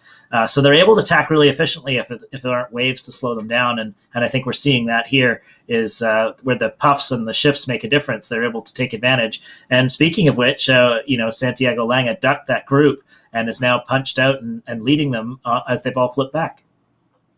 Yeah, so one less tack for Langer and Carranza Ciroli from Argentina, and it looks like it was the right move because it's kept them in phase on the left-hand shift and lifting up nicely. Now, how will it be for the Austrians, who started so well, and they look okay on the left-hand side at the moment? That's our winners of the previous race, Koloff and Stuhlemer, but they are struggling right now. So that change of tactics for them doesn't seem to have worked out at all well. So they've got quite a lot of work to do.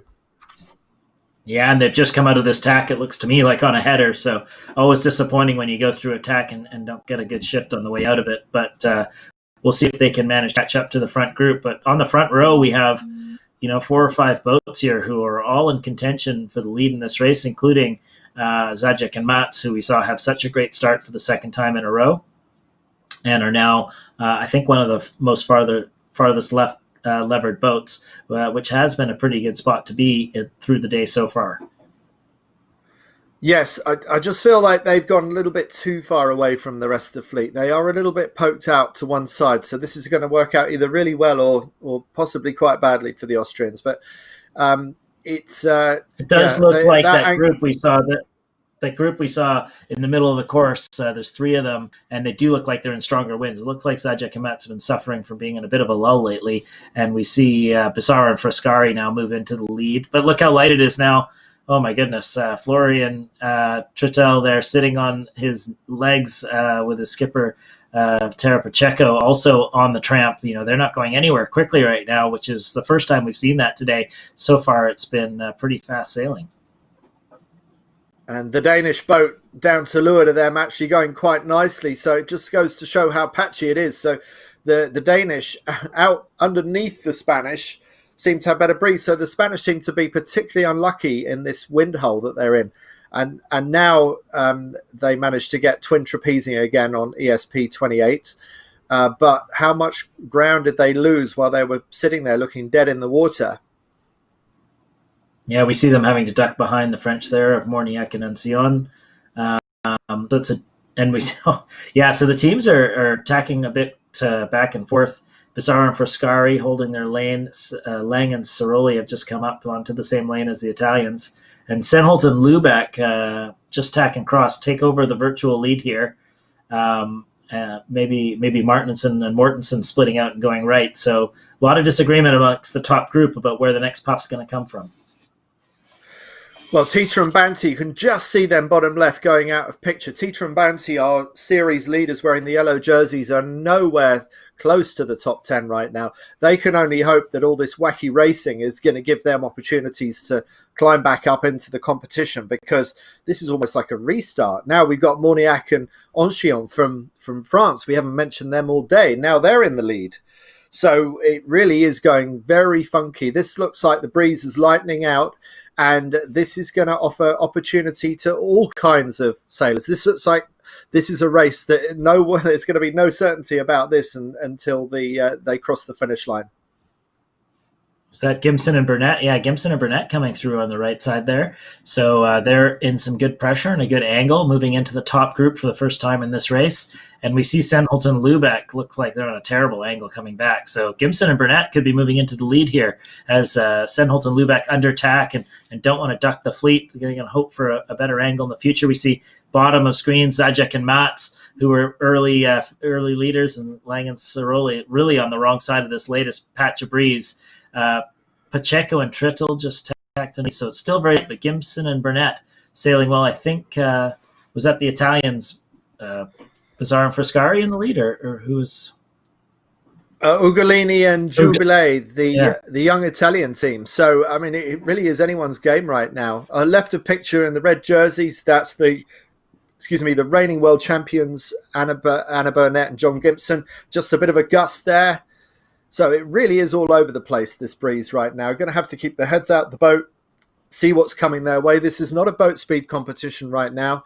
It's who manages to sift out this weird and funky breeze. Yeah, we saw a bit of a preview to this on the spreader leg of the last race, where a couple of the teams sort of fell into no wind as others emerged. And no doubt we'll see some more big puffs rolling through. That's kind of the way Kiel goes. But as the patches come in and out, some teams are taking advantage, including Ugolini and Guble from Italy. So the young junior world champions showing it to the senior fleet here for, I think, the first time we've really featured them on a senior race course. So they're going to take the lead around this windward mark. It's not breezy for them, but they've sailed this very well at the top of their leg. Yes, absolutely. But I fear that they may not be able to hold on to this lead throughout this race. I think we're going to see many, many different leaders throughout this race. Or will they get the breakaway? At least they have the honour of getting around the windward mark in first place. So there are 3 Italian teams that are all capable of leading races here, as Ugolini and Jubilee get their blue Jenica up and are leading the senior fleet, showing them the way. And then it's the second string Spanish that are around, Segura and Romeo, who didn't get a great start, but have got a great finish to the top of the first leg, followed by the reigning world champions, John Gibson and Anna Burnett, and then the reigning Olympic champions, Argentina, in 4th place, followed by the Danes and the Austrians. So the Austrians, who looked so good early on, they're still in the hunt in 6th place, which is very respectable in this race right now. Yeah, and there's Pacheco and Trittel. So got caught out there. They were doing well about 2/3 of the way up the beat, and now they're all the way down to sort of 10th and having to, wow, look, everyone's rounding right at the same time. So Ben, what a tight path. Ben, look at the boat speed differences. So the leaders are doing 20 knots. The rest of the fleet are doing sub 10 knots. So there is a real hole up at the top of the of this leg when you get close to shore, and you need to get away from that shoreline as quickly as you can. And Ugolini and Jubilee extend now to almost 350 meters because they managed to get into that breeze sooner than anybody else. You can watch the speeds sort of tick up as the boats round the mark. So Gimson and Burnett, they got the puff, and they're also now up to 19 knots.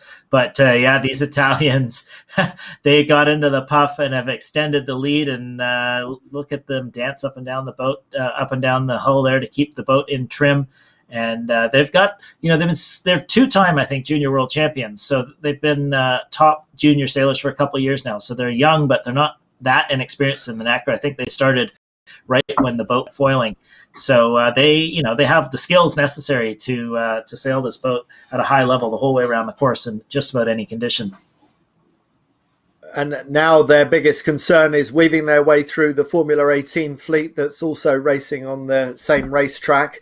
And at least they're on starboard jibe, but look how close they are to some of these F-18s coming upwind. And with quite a blind spot as well behind that blue Jenica, I would have thought, Ben. But what is it like? It's not as bad as the 49er, presumably? It's a little shorter, so the range that you can't see isn't as big, but it's quite low to the water. So I don't know if you saw, but the helm there was kind of ducking in and looking underneath the boom to make sure that they weren't getting any collisions. So it's a bit of a navigation problem, but ultimately they've made it through, as I think we've seen all the boats do so far this regatta. The sailors do get a bit of a natural appreciation for where boats are in the water as long as it's in a regular interval. So the F-18 fleet and Necker fleets hopefully stay clear of each other. The Italians, so they've gone for their jibe. They're through on port. There is one boat coming down the far side of the course here in a big puff that's closed the gap down to a mere 250 meters. So not too threatening yet to these Italian leaders.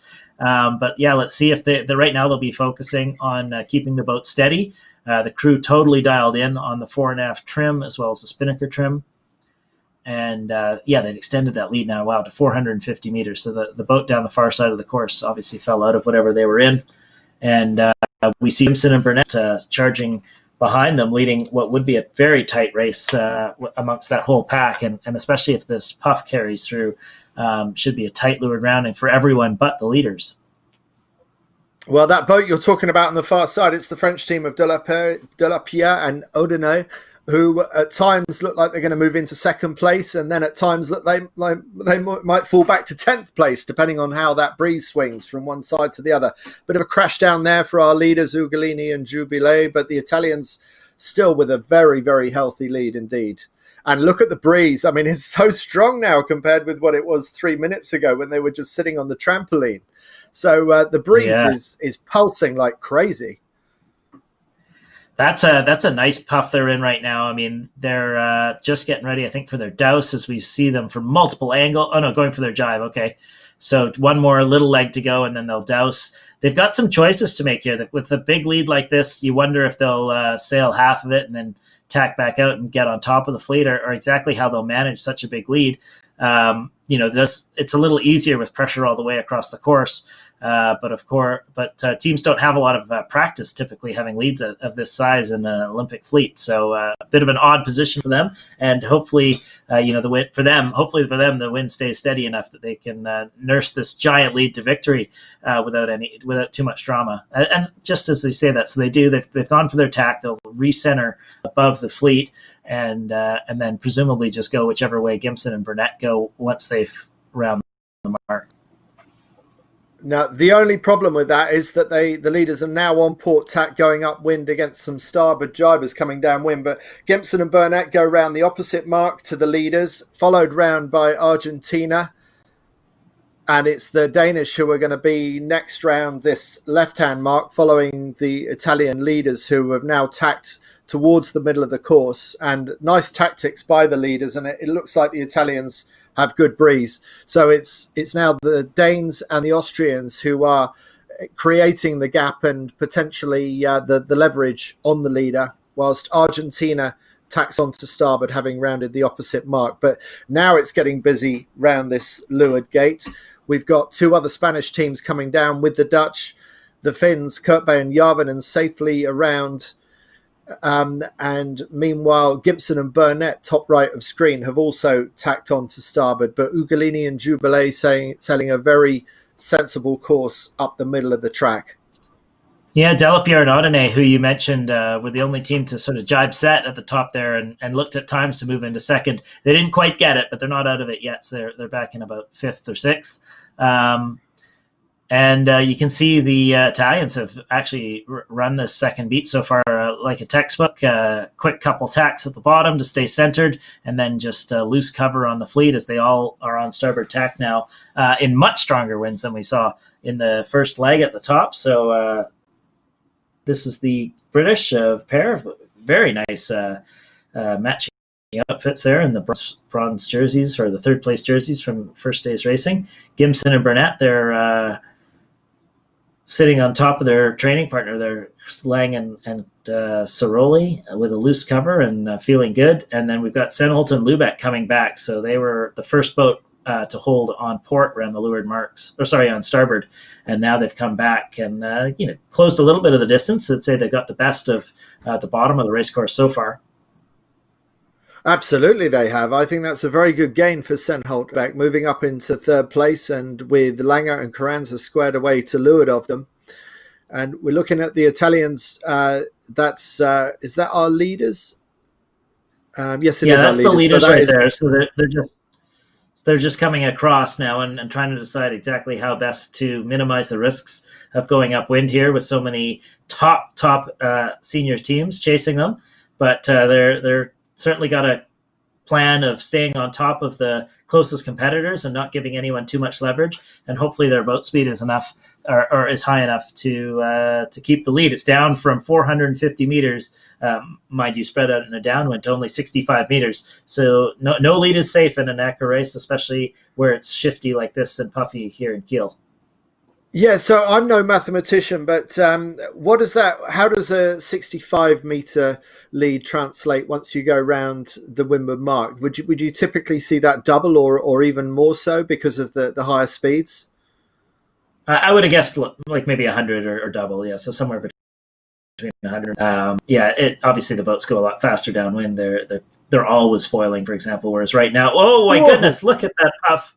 Look at that puff hit them. So from no wind to a huge slam right there, they reacted pretty quickly, but got quite a ways over before they were able to get up and get control of the boat again.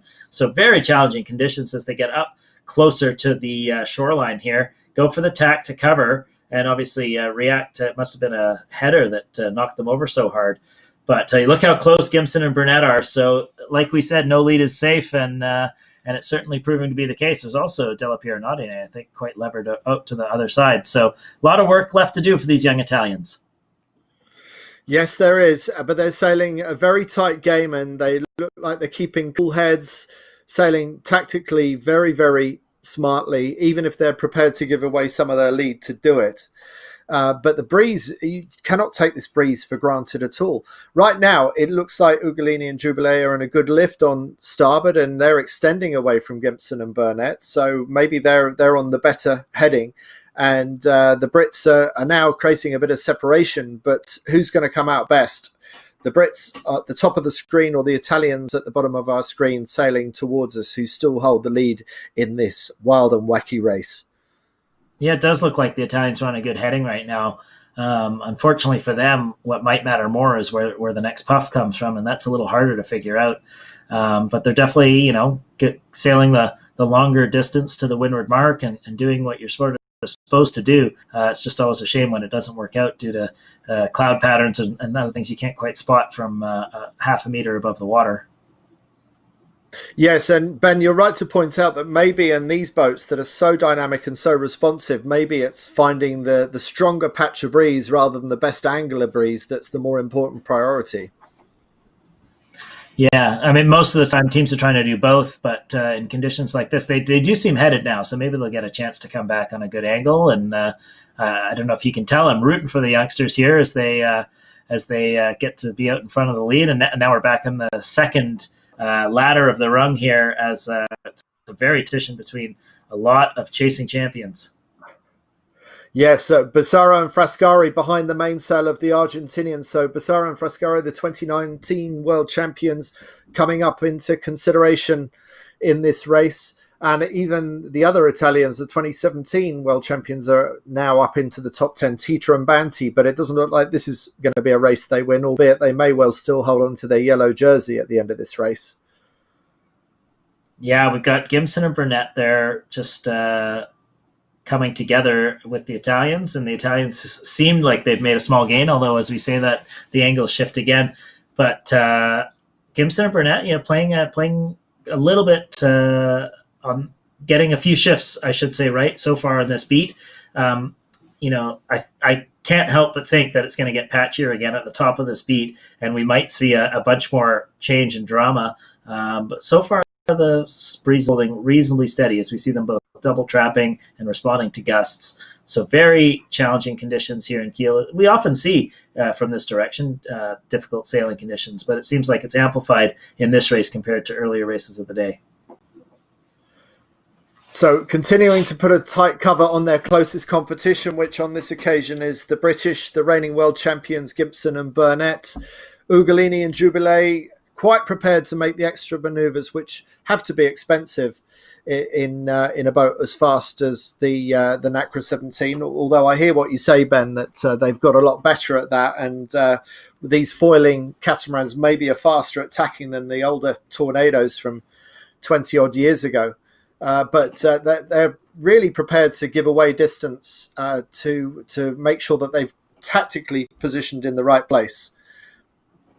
Yeah, I mean, that advantage goes away when it's lighter and they have to drag the foils around the outside instead of use them to propel the hull clear of the water. So in the lighter conditions, the boats aren't as quick as in the windy conditions to tack. So again, though, 2 more tacks from both the leaders, playing the shifts, trying to get in position. They're probably looking upwind for where the patches of wind are, and we see many of the leaders tack at the same time there. And Morniak and Ancion. Tim Morniak, I think, is an F-18 world champion.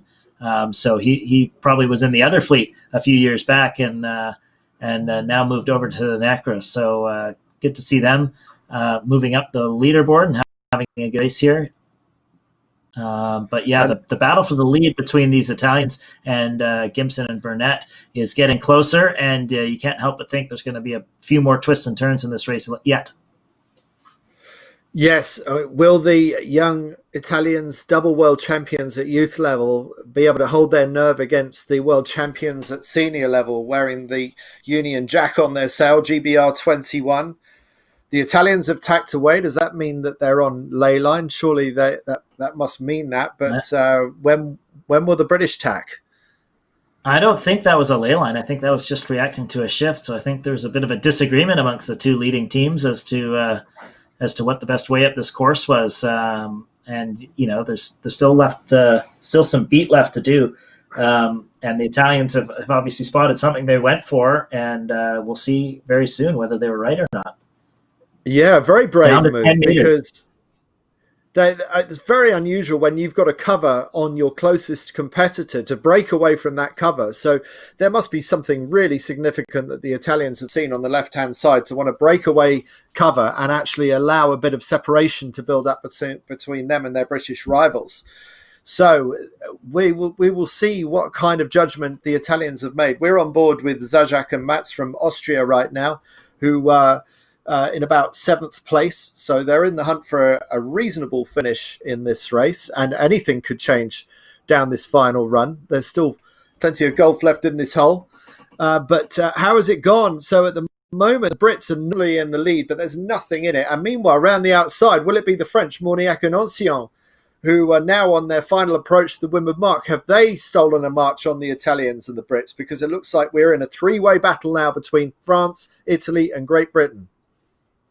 Yeah, the Italians had to duck the Brits on the last cross with them, but now they've got the shift, and now the Brits end up 3rd. So the Italians get through, and they sailed the top of that leg well and got it right. And the French come in from the far right side and put themselves in between themselves and the Italians and the British. But it should be a fascinating trip downwind. And I would assume with the French coming from opposite sides that there's going to be a couple ways down here that are going to work out. It does seem like they've got nice wind, so they'll be able to escape from the shoreline relatively quickly, which should make things a little more consistent.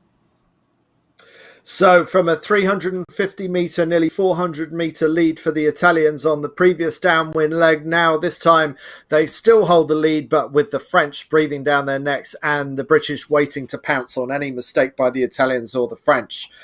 This three-way battle will run all the way to the finish. Will the youth sailors, the Italians, Ugolini and Jubilee, be able to hold their nerve against France and Great Britain? Yeah, very tight racing here. Let's see which of these teams is the first to jibe off. Right now, they're all holding on starboard in good wind, as we said. So it's kind of the same as it was in the last leg. Oh, the British! What? Oh, ooh. I don't know what happened in the middle. It's not so windy that you'd have expected world champions to have that much trouble in a jibe, but it's given the French the advantage. Look at them get up and get foiling right away. So a lot less experience in that French team than this British team. The French team, I think, is only about a year into their partnership. But the British not covering themselves in boat handling glory, at least, even if they've got the angle or the tactics right. We have to find out why it does seem like they're struggling a bit, doesn't it, Andy? It does. I mean, I can only think that that breeze is a little bit trickier than it appears to be from the comfort of our commentary position. Must be something like that, yeah. It was a ragged jibe by the British, and really, really strange to see that. So we see that Ugolini has held, and looks like Morniak has got the first of this puff and has taken the lead. So the Italians slow to get into the jibe and missed the puff. So maybe the British were jibing on a puff and didn't quite get it right. Meanwhile, the French jibed on it and got it right. Let's see if the Italians can claw back against the lead as they progress all through this puff downwind. So Morniak and Ancillon now in the lead for France. And looking fast in that gust. So they're back up in the big breeze. They're close on 20 knots of boat speed. In fact, pretty much all the front runners are. And back in about 8th place, Bissero and Frascari touching 23 knots. So this breeze is right back up again. I don't know why. The wind always seems windy downwind and not that windy upwind, Ben. I don't know what's going on.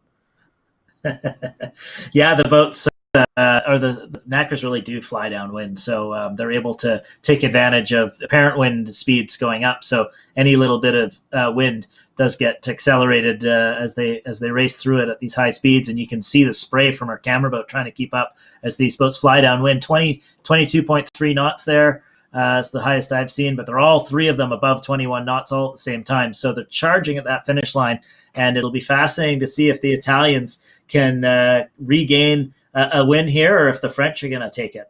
Maybe the British as well. So we've got all three within a few meters of each other right at the end of this race. Yeah, so we're looking at Italy, but if we were to pan across to the other two, it's very close between Britain and France on the far side. That's what we see now.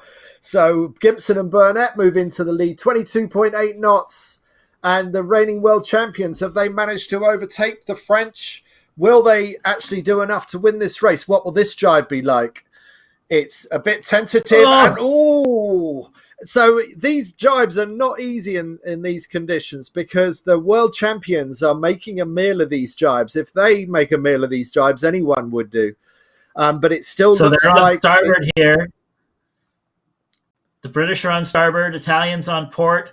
It does look like the Italians are going to go behind, clear behind, and then if the British can hold their lane to the finish line, might take this victory, stealing it from the younger Italian team. But I suppose you'd call it well-earned, but you're not really sure how the British managed to pull that off, are you? Because really it seems like the other two teams had more of them.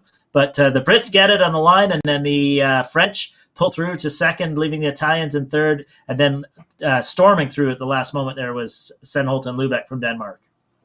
Oh, so I can tell, Ben, that you are gutted that your young heroes from Italy, the youth world champions ×2, didn't quite manage to win this race at senior level, but they sailed it so well, and then maybe that lack of experience down the final stages of the run, that was something that Gibson and Burnett were able to capitalise on and win that race at the last gasp, whilst coming across some way behind are the Olympic champions Langer and Carranza, the Red Bull on their sail.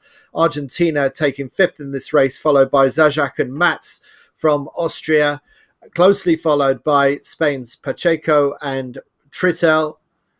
And then soon to come across the line behind them, it will be Tita and Banti, our yellow jersey wearers. But actually, it looks like maybe the French have just got ahead of Tita and Banti. So Delapierre and Odenay just coming in ahead of Tita and Banti, relegating the series leaders, the yellow jersey wearers, to a 9th place.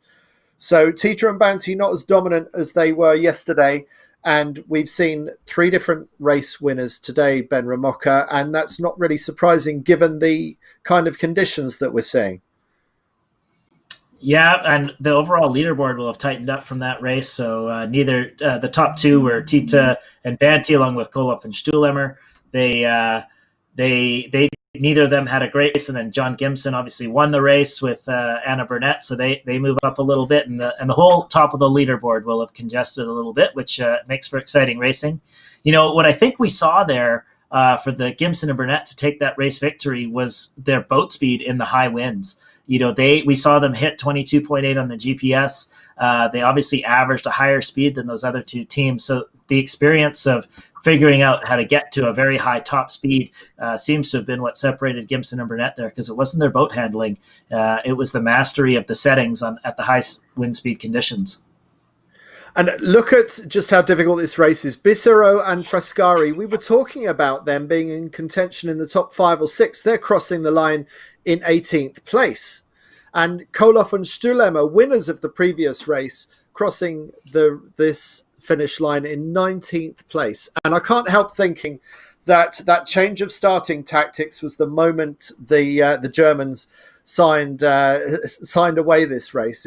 Having won the pin and won the race from winning the pin in the previous race, I was surprised to see them starting underneath the fleet and going for a port tack start, because in the early stages, it does seem like winning the pin and getting solid speed out of the line in clear air does seem to be a good winning tactic. Well, certainly Zajac and Mats did that all 3 races today. Go on, Andy. So here's the leader. Here's the stats from the race. Yeah, so what do we draw from this? We see that the highest number of manoeuvres by Gibson and Burnett was actually a race-winning tactic. The highest average speed was from Senholt and Lubeck, who flew across the line into 4th place, did the fewest manoeuvres. I don't think this is what tells the story of the race here. The story of the race was getting through the puffs and the shifts. So, you know, obviously we can see that some of the stats were a tiny bit different, but it was really about how you played, what you saw, and I'm not sure we get that through in the leaderboard there. We're on board with an interview with the British team, so presumably it's in English, because I don't think they can speak German to the team. So I wonder if we'll be able to pull that in. Let's hear what they got to say. We don't have the sound on our feed, unfortunately, but we can see their smiling faces at least. Yeah, so you just got to take each race as it comes. Yeah, keep it steady, not get too excited. Yeah, we're obviously very lucky on that. Of course, Andy, just joking that all sailors say nothing in these interviews, but they do have smiling faces, which is nice at the end of a good day's race. Yeah, so a nice way for them to finish. They didn't start the day so well, but some world-class performance by the reigning world champions in that race. And so Tita and Banti, not such a good day by their high standards, but they're still leading overall. You know, that's the first time we've seen Kohlhoff and Stuhlhammer outside the top 10. So they'll be dropping that 19th and still sitting on 17 points. They may be leading the regatta overnight, actually, based on that performance. So they are, based on my mental math. So the Germans, who you've been so fond of sailing on their home waters, going to take the overall lead at the halfway point of this regatta. Well, let's see about that, because I think Tita and Banti have still sailed a pretty solid series. So I think the points would have closed up between Italy and Germany.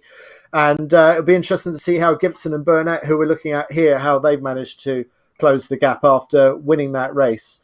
But the Italian performance, we got 3 strong teams here from Italy, and they really have been the dominant force in this Olympic cycle, haven't they, Ben? Yeah, they really have. Well, I think, like you said, it's been shifting through the cycle. They were dominant early. Now we've seen a bunch of teams emerge, especially none more so than Gibson and Burnett, who only narrowly survived a challenge from Ben Saxton and Nicola Boniface back home. So, lots to play for in the NACRA fleet, and that's why I think watching their racing is so exciting. Anyone or so many teams can take it out at any moment. Yeah, and I remember going into the Rio 2016 games and looking down the 20-odd teams that were entered for Rio, and I reckoned all but the last two had a chance of winning a medal. I reckon 18 out of 20 had a serious chance of winning an Olympic medal in Rio. And if you'd have held that games again, I think you could have had 3 different medalists emerge out of Rio. And I wonder if we're getting something... 3 different medalists. You might have had 3 different medalists if you ran the medal race again. So, it was that close. That's true. Yeah, absolutely. So we're just waiting on confirmation to see if we have any more racing that we can bring you today. So that will be exciting if we get to see another one, and then we'll have to put money on whether we're... Oh, right, let's just look at this. So it is still Tita and Banti who do hold the lead. They have a 4-point lead over Koloff and Stuhlemer, who, discard that 19th place in the race just now. Gibson and Burnett, that keeps them in the red jerseys right now with that first place in the race that we saw just now. And then Zajac and Mats sailing actually the most consistent of anybody here, potentially keeping all their scores in the top 10, not setting the world alight, but looking very solid. And then Langer and Carranza from Argentina, the Olympic champions from Rio 2016, in 5th place. Then a bit of a 9-point gap back to the Italians Bissero and Frascari on equal points with the French de la Pierre Odinet.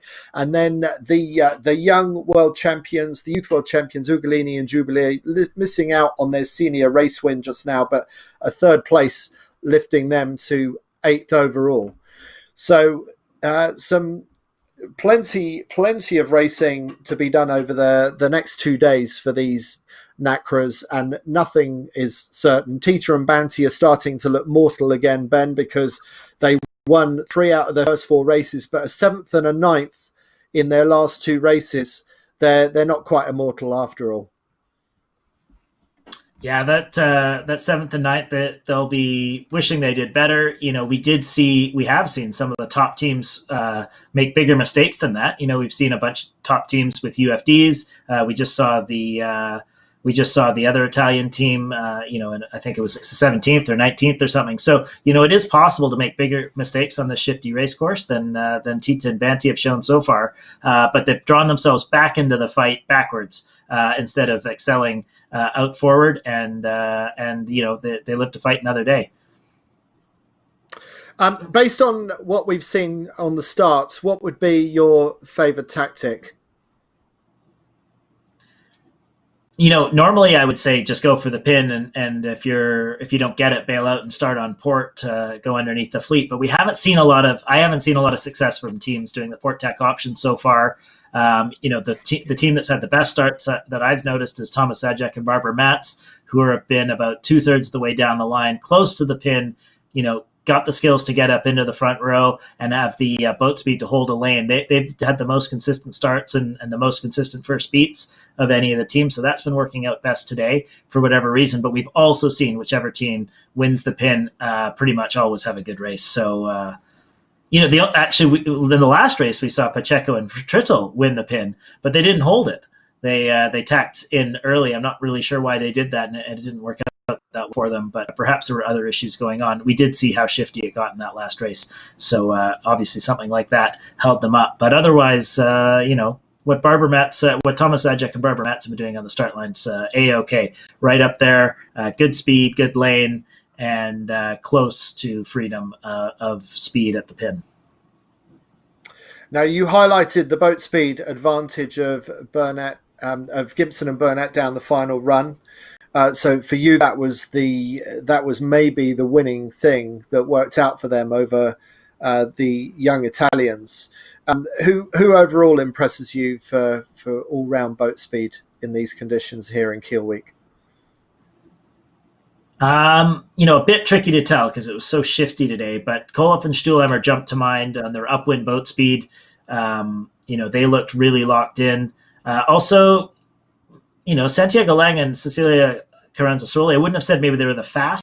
They are able to hold lanes really well. We've seen wherever they've been on the race course today, they featured at the front of the leaderboard quite a bit without necessarily holding through for all top finishes. So they've been doing well.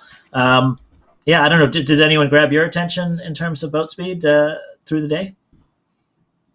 No, and that's why I was asking you, really, because I think it's quite difficult to tell, and I think you've got quite a keen eye for the differences.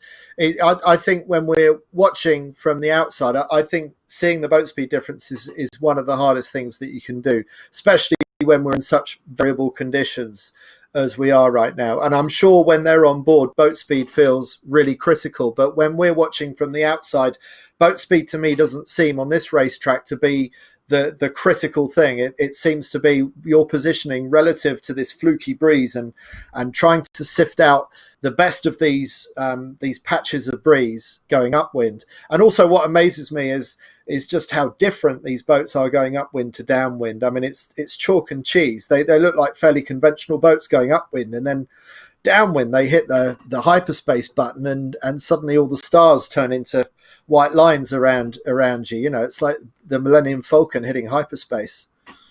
Yeah, I mean, the boats sail very much like they did in the last quad upwind, and very much like a tornado would have in quads before. The upwind sailing, it's got a bit of the foils making a difference, but not so much. It's very conventional. You can see them tacking back and forth on all the shifts, and no doubt moding out in terms of all the different controls they have. And then downwind, it's a totally different aspect. They have to use their body weight to trim the fore and aft pitch, which is a very dynamic bit of motion. And then at the same time, they have to coordinate the foiling with each other along with tactics and sail trim. So, it's like you said, it's very fast and very dynamic, and makes for exciting racing.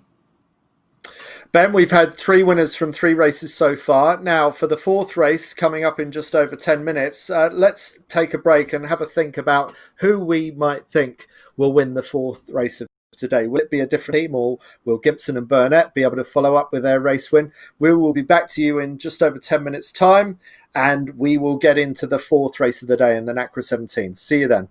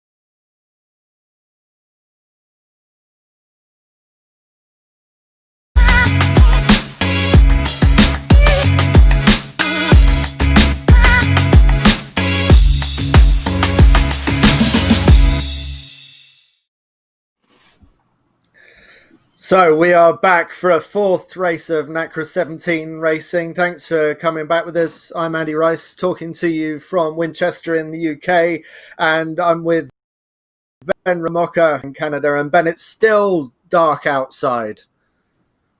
Yes, another probably hour or so till sunrise. So maybe we'll catch it at the end of the next race here. But I may be a bit tired, but you can imagine these teams sailing their fourth race on the trot in these tricky conditions will be even more tired. And let's see if the brake fitness work that the teams did comes into play in this race, because it's a challenging day out there. Yeah, and do you think that the tiredness will come more from mental or physical fatigue on a day like today? Because this wind is keeping them thinking hard, isn't it?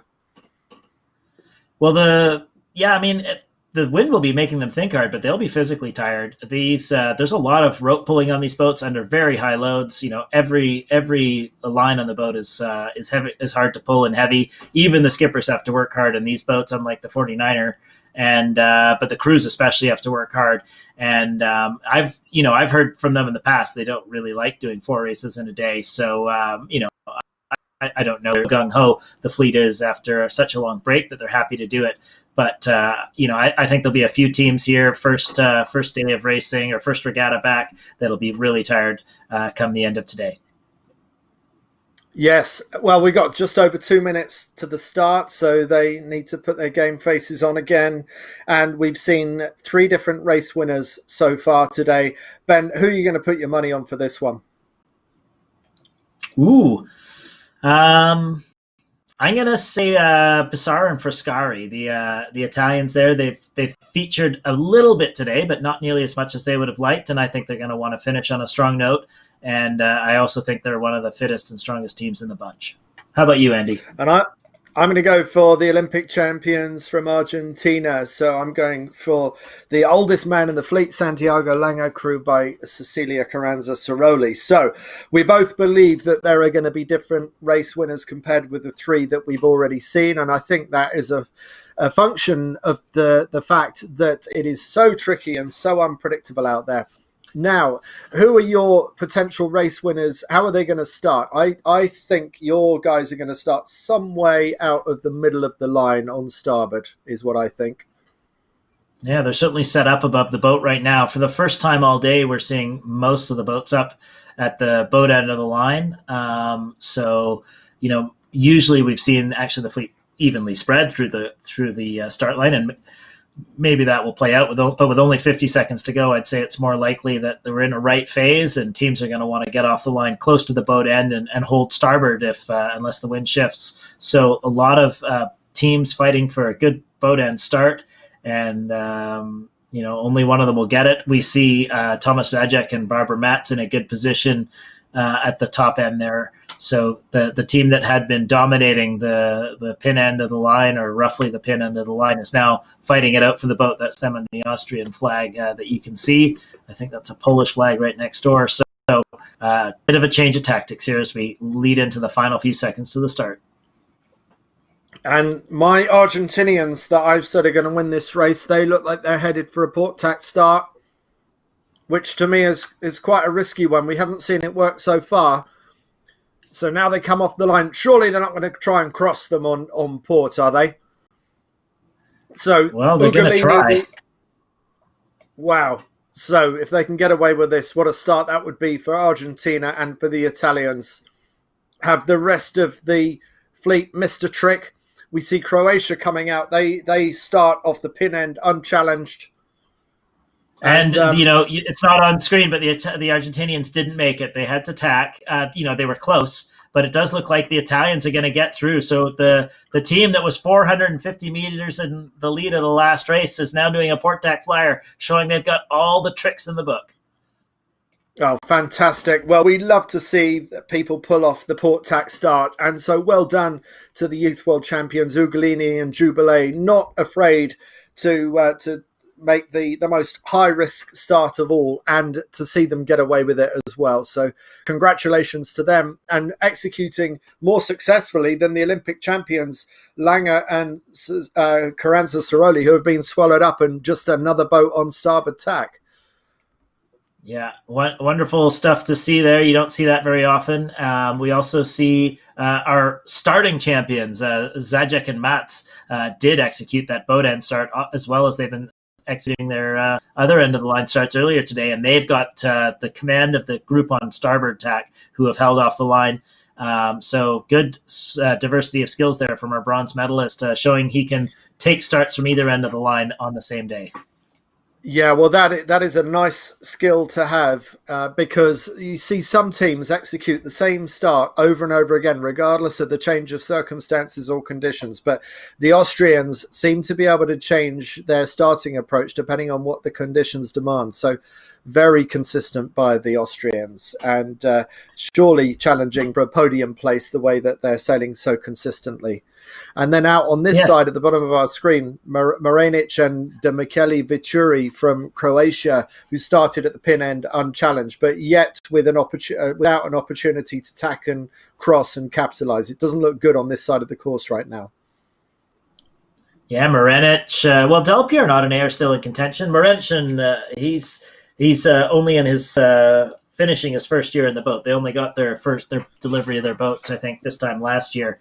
So, a late start to the quad. The 470 gold medalist retired for a little bit and then decided to get back into sailing. So, tough to expect them to excel just yet. But I think he's something like the 11th gold medalist who sailed NACRA this quad. It's been a really formidable bunch of sailors who have been in the fleet. So he'll get up to speed very quickly, I'm sure of that. But we see two packs of boats here. Oh, here's a replay of the start. So we're going to get to see exactly how these junior world champions nailed this start line. They're right at the boat end of the line, late trim on the jib to add a little extra power. And look at that, right at go.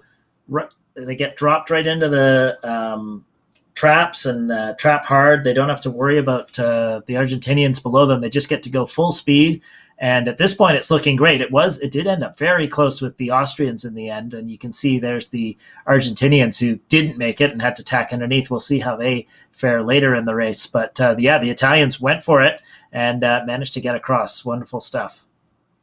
Yeah, and I'm surprised the Argentinians didn't try and start all the way at the pin mark, just like the Italians did, because if you're starting a little bit off the pin, you're giving away valuable leverage and distance. If you're going to pull off that pin end start, you need to be starting on the B of bang and right on the P of pin end mark. And that's what the Italians did, and the Argentinians didn't manage to do that, and they paid the price.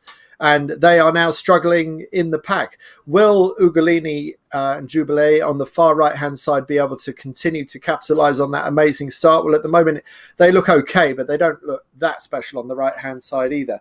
De La Pierre and Audinay look pretty good on the far left-hand side, along with the Dutch that we haven't had much to say about so far, Leila van der Meer and Bjarne Bauer. So actually, maybe the left-hand side looking better than I thought a few minutes ago.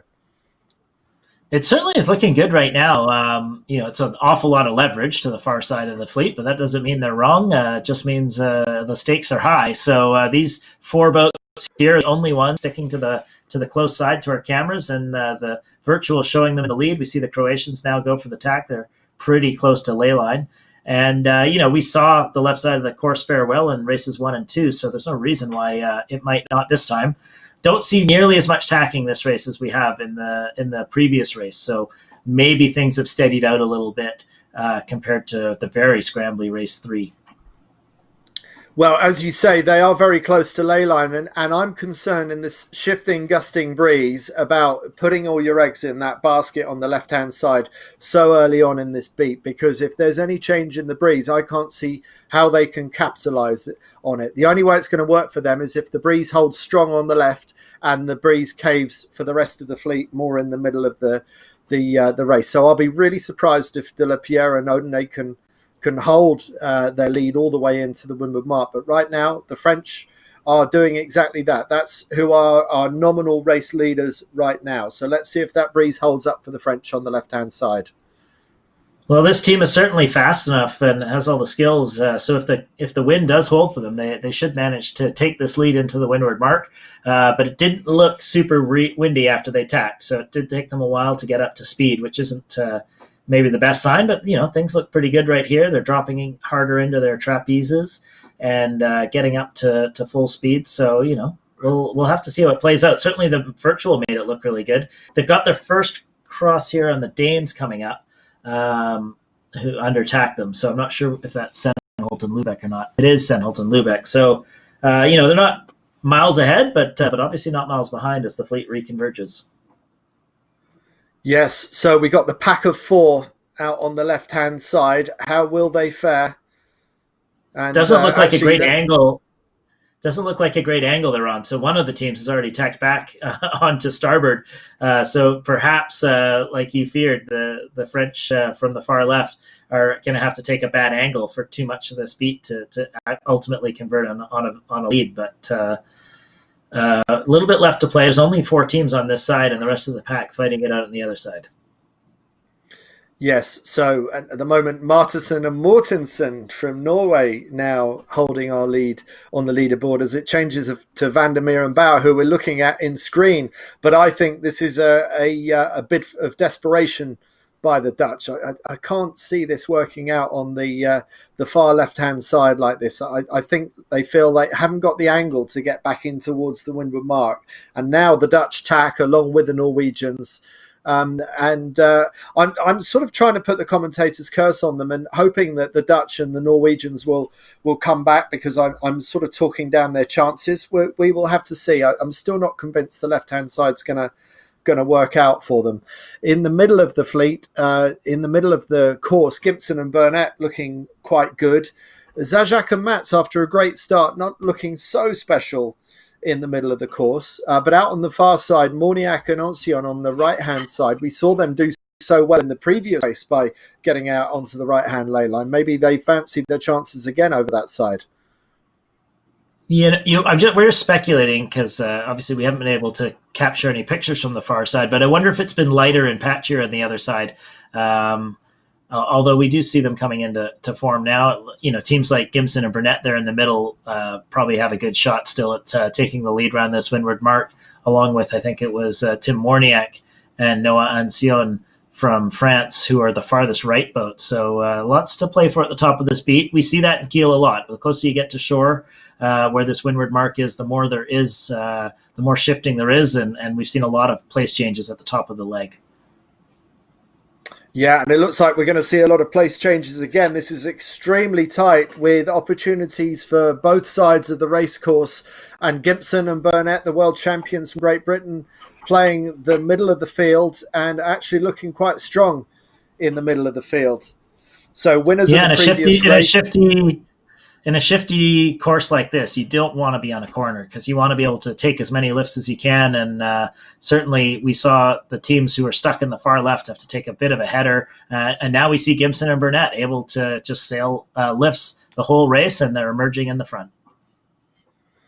So very, very nicely sailed by the British in the middle of this race course, not giving in to the temptations of the left or the right-hand ley line, but saving their final approach to the windward mark only now with a short hitch on starboard up to the top of the course. And there is the visual confirmation of that, whilst in the background you see a Spanish boat and an Italian boat who have overstood the ley line. But no, the British have had a mark stolen on them by the winners of the start, Austrians, Zajac and Mats. So it's actually the Austrians that make the best of that great start they made a few minutes ago to be leading around the top mark ahead of the reigning world champions from Great Britain, with Senholt and Lubeck coming round in third, followed by Koloff and Stuhlemer, race winners 2 races ago from Germany, with a bit of an hourglass in their kite that soon breaks out. And now it's getting busy as we go round, and it's a French team going round in 5th, followed by another Danish team, and it's extremely congested. Now we see some of those left-hand ley line hitters coming around, so it's not gone too badly for the Dutch. And just to illustrate your point there, the French team who was leading earlier, Delapierre and Audernay, down in 15th place around this windward mark. So, they took a lot of risk getting on hard to the left side of the course, and it hasn't paid out, as the teams who were able to play the shifts up the middle of the course, both Gimson and Burnett and Zajac and Mats, took first and second, and now are in screen here at high speeds, heading downwind, both of them over 20 knots. as the puffs have rolled in, and the Argentinians taking a low lane in their puff. Is that the Argentinians? Sorry, Senholt and Lubeck stretching down below. So 3 teams here, all in the front to the pack, and they're in a puff heading downwind. Gonna see how the tactics play out downwind, but they're low right now. Look at you can see, seems like more precise and slight adjustments here with our leaders than we saw with the Italian boat, for example, who seemed to have to move more to keep in trim. Look how quickly Barbara Matz is adjusting her foot back and forth, every little bit of trim. So she's controlling the pitch of the boat with those tap dancing moves, and it's doing a great job of it so far. They had to adjust to get around that F-18, and look at that, took them off the foils, and the British pounced to take the lead. Just a moment of error, and the British have snatched the lead of this race. Well, Ben, you surely put the commentator's curse on them there. I mean, speaking highly of Barbara Matz, who I thought was doing a great job as well, but how quickly things can go badly wrong in the NACRA, and a bit of a giveaway there by the Austrians. Maybe it was affected by the F-18s, and that's that moment. That's the replay. And I bet you there was the wash.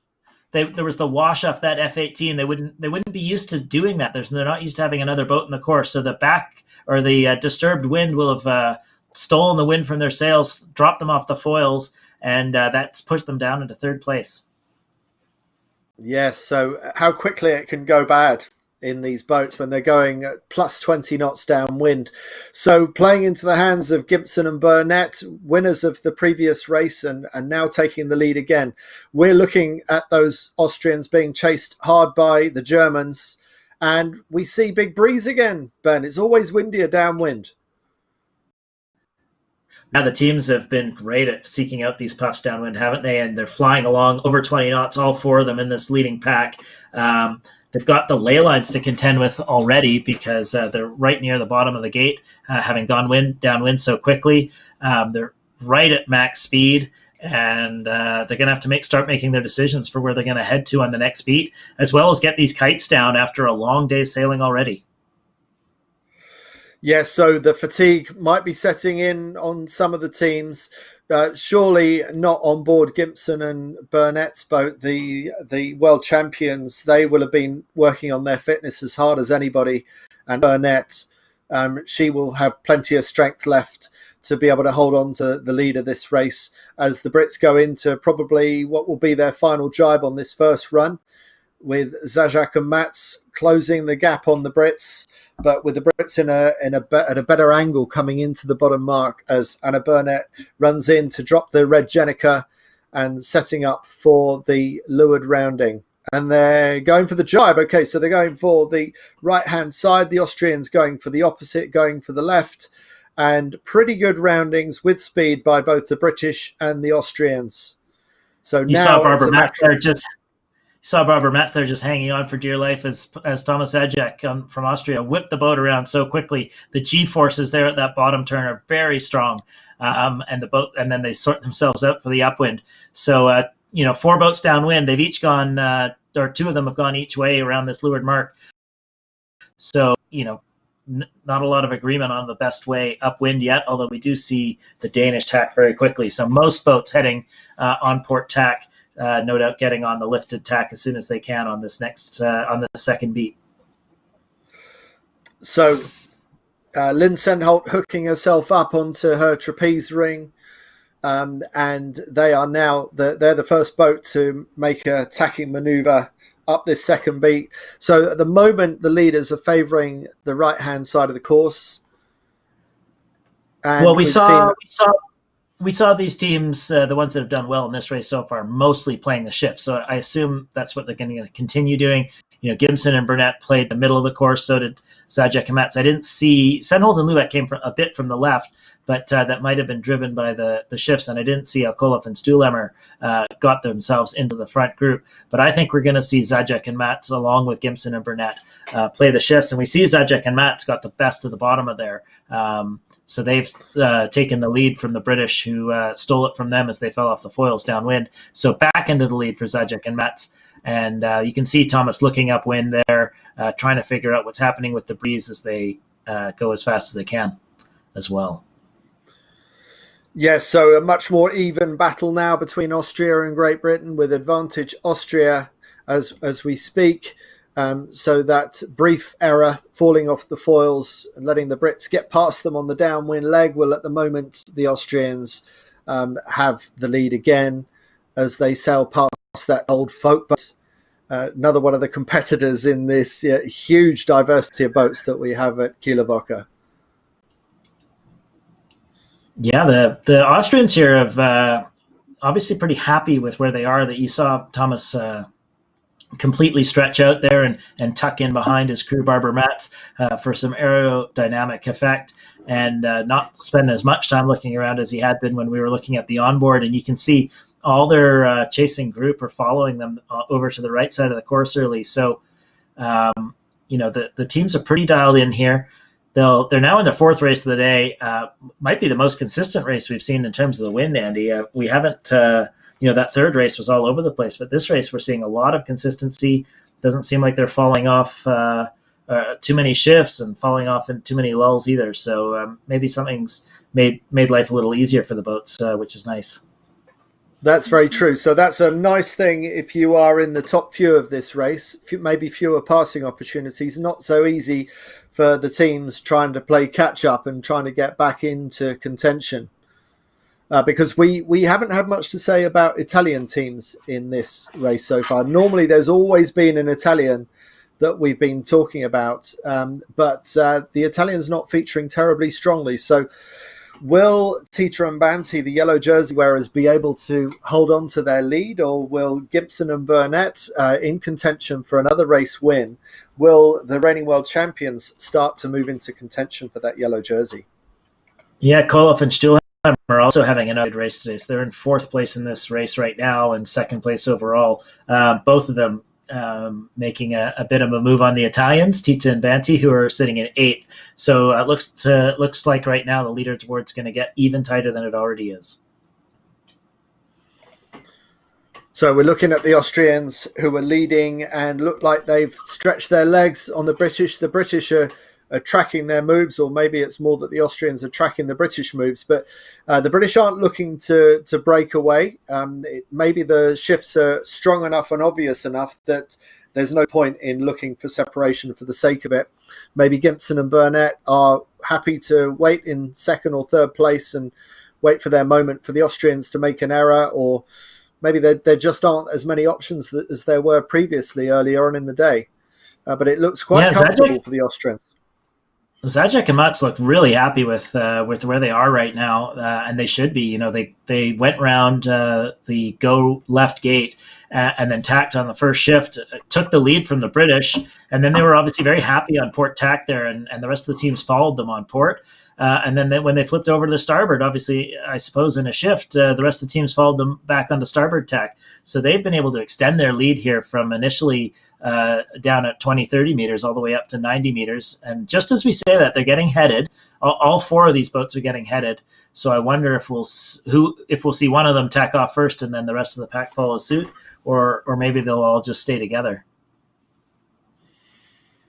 Yeah, it looks like there's much more of a pattern to these shifts, and as you were saying earlier, Ben, maybe not so patchy. Maybe the breeze is much more consistent across the racecourse. So fewer snakes and ladders. I think that's the first time I've mentioned snakes and ladders today, so if you'll allow me that. But Zajac and Mats in about a 60-meter lead over Gibson and Burnett, and meanwhile the Danes and Germany trying to attack from the left-hand side, seeing if they can get back on the lead as well.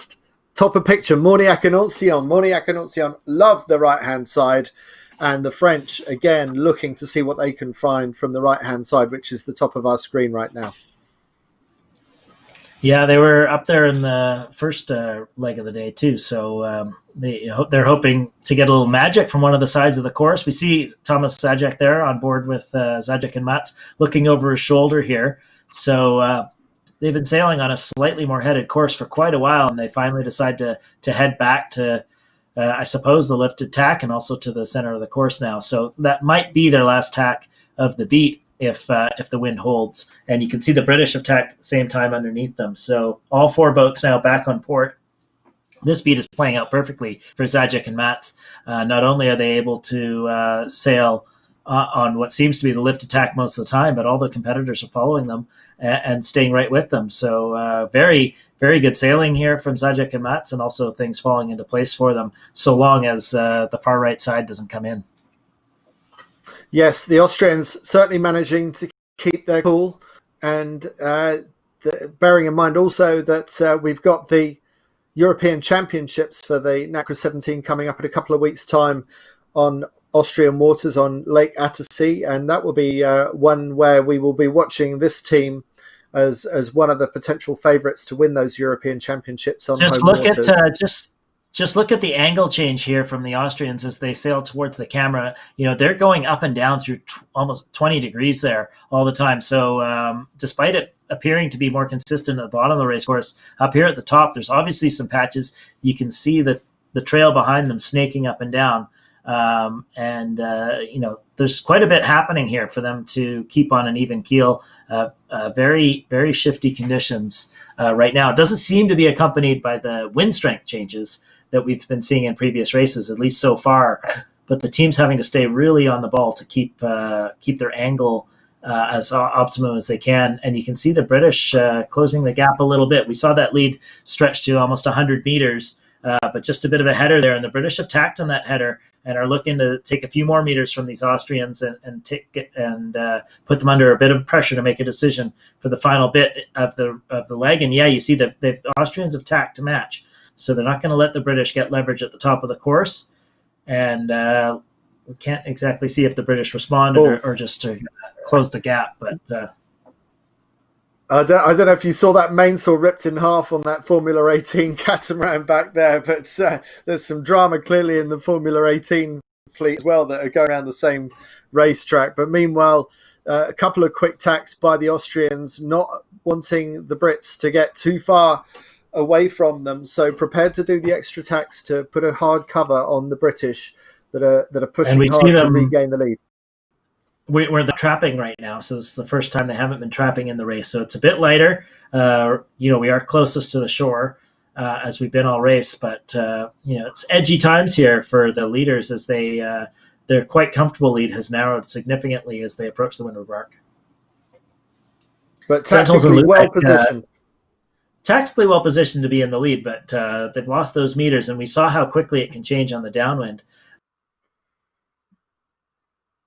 when they got this one time. So those meters do matter.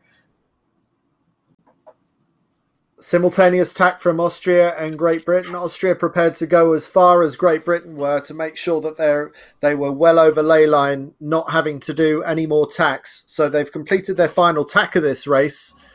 But the Brits in a good position to be able to attack, and the Danes, Senholt and Lubeck, still within touching distance of the lead as well. So we see that the top of these legs, close to shore, close to the harbour, are always risky moments. So it's now a matter of the Austrians to get that Jenica up and see if they can break away into the more consistent breeze further down the racetrack. Yeah, it's the same top three that we saw at the bottom of the marks there, and actually the same top four as we see Koloff and Stuhlhammer still in fourth. But the Danes fell out of it, for quite a bit of that leg. But right at the top here, they've caught back up to remain in contention, and they'll be looking to pounce on any opportunity downwind. Looks like they've got away cleanly as we follow Koloff and Stuhlhammer, who could be in line to take the overall lead here, depending on how things play out in the rest of this race. For my mental math, actually, it might be all three teams tied, or possibly the Germans with a 1-point lead, depending on exactly how they finish and how Tita and Banti come in, as well as the British. So, Koloff and Stuhlhammer still with dreams of wearing yellow tomorrow. Back at the front of this race, though, Gimson and Burnett chasing down Zajac and Mats. All boats still on starboard jibe, heading away from shore as quickly as they can to get up into the higher wind speeds, if that's possible. So the positioning between the Austrians and the British, not so different as the previous run. And if you remember, the Brits managed to overtake the Austrians, but now the Brits are the first to jibe away, looking to create some separation from the Austrian leaders, and maybe they've seen some breeze that they like the look of down this side of the course. So we saw Gibson and Burnett overtake the young Italians to take the race win right at the last gasp of the previous race. What will the Brits be able to do this time? Will they be able to execute that last overtaking manoeuvre, this time on the Austrians, who still hold the lead? Yeah, it's a different dynamic downwind. On the upwinds, the leader gets to react, and it's all relatively comfortable to what's happening behind them. If a boat behind them does something, the leader gets to cover, and it doesn't seem to happen too quickly. On the downwinds, though, if a boat breaks away behind you, you might already be levered away from them. So it's more difficult to manage downwind. But it does seem like the Austrians are in the same patch of wind as the British here, and they'll be able to focus on their boat speed and hope to avoid any problems like they had in the last downwind and take this victory. Does look like the British going fast, though, doesn't it, Andy? Oh, there's the commentator's curse again there, Ben. So, yes, it did for a moment, and it goes to show there's no moment to take anything for granted, which is why we just saw Barbara Matz tap dancing. Barbara Matz, the crew on the Austrian boat, her feet are moving constantly, just as Anna Burnett's are on the British boat, because these boats are the pitch and the angle of these boats and the hydrofoils in the water changing by the microsecond, and they're quite limited on the controls on this boat. So that's why it requires so much human input to keep these boats flying level downwind. If you've ever seen a moth use its wand, the wand is constantly measuring the distance and the height that the boat is away from the water and adjusting the flap accordingly. Well, there's no flap that's constantly adjusting on an Acra. So instead, we have the crew compensating and using their judgment to keep the boat in pitch all the time. And you can see Barbara Matz really dialed in there, making her adjustments at a very high frequency. No doubt something that they communicate and they work on for exactly how quickly they want the inputs to go in. And the British now going for their jibe. I think they've closed the distance a little bit. They're not in the lead here, but this race is still up for grabs. Yes, it always is in an Acra race. You can't take anything. Maybe the Brits and the Austrians can't take the Danes for granted. Senholt and Lübeck still looking like they have half a chance of getting back into contention. The Brits and the Danes are running out of runway, though. The Austrians are closing in on that finish line. And will Austria be our fourth different race winner of the day in the NACRA 17? They've been extremely consistent, the Austrians, keeping all their scores in the top 10. And at the moment, it looks like the Austrians, Zajac and Matz, are in line to win the fourth race of the day as they crash down, but it doesn't matter because they just get in ahead of Gibson and Burnett, winners of the previous race, second in this race, followed by the Danes Senholt and Lübeck, also sailing extremely well, with a bit of a gap back to Koloff and Stuhlemer, who won the second race of the day, and a fourth place for them, whenever we get to see them, would put them in close contention for taking over the yellow jersey. So that will be something for local fans to cheer about. If Paul Koloff and Aleka Stuhlemer can exchange those blue jerseys for the yellow jerseys going into the third race of competition tomorrow in the NACRA 17. So this is Natasha Pedersen and Matthias Borskov from the Netherlands, the second team from the Netherlands, who are training partners to Senholt and Lübeck. Good race for them. That puts them into their 14th overall right now. So their best race of the regatta so far. Good for them. And now we're looking to see where the Italians are. Tita and Banti. There's the Santiago Lang, Cecilia Saranza Caroli. And is that Tita and Banti? That is Tita and Banti. Yeah. So they are in seventh. So Tita and Banti will retain the leader's jersey by 1 point over Koloff and Stuhlemer by my count. So I think that's them on 20 points, with Koloff and Stuhlemer on 21 and Gibson and Burnett on 23. So very tight at the top leading into day 3 of this regatta. And Spain's Pacheco and Trittel finished in 8th, followed by the Dutch Van der Meer and Bauer in 9th. Then Ugolini and Jubilee from Italy coming in 10th, followed by another Italian team, Bissaro and Frascari, not sailing at their best at this regatta. Tita and Banti definitely coming out ahead in that battle for Olympic consideration amongst the Italian squad right now. De La Pierre and Odenay in 12th, Morniac and Ancillon, another French team, in 13th, and Martinsen and Mortensen just crossed the line for 14th for Norway. And so 4 races, 4 different race winners today, Ben. That says a lot about these kind of conditions that we've been looking at, and just how hard it is to get right consistently. Yeah, so Barbara Matz and Thomas Zajac, the Austrian team there, who will host the fleet at the Europeans next in 2 weeks from now at Lake Attersee. They had the best starts of the day. They haven't had a race outside the top 10 yet, and won the final race of this day. Here's how they did it. Okay, so Zajac and Matz, maneuvers fairly average. Speed not the highest. Koloff and Stulemer tend to show the highest speed, but they tend to do the biggest distance as well. That is a consistent statistic coming out for the Germans. And we saw them doing the foiling upwind last year. So I wonder if they just tend to sail a little bit lower and a little bit faster than some of the other teams. But as you said in the previous race, Ben, these stats don't show the whole story in these shifty conditions. It's mostly about stringing together your course from one patch of breeze to the next patch of breeze.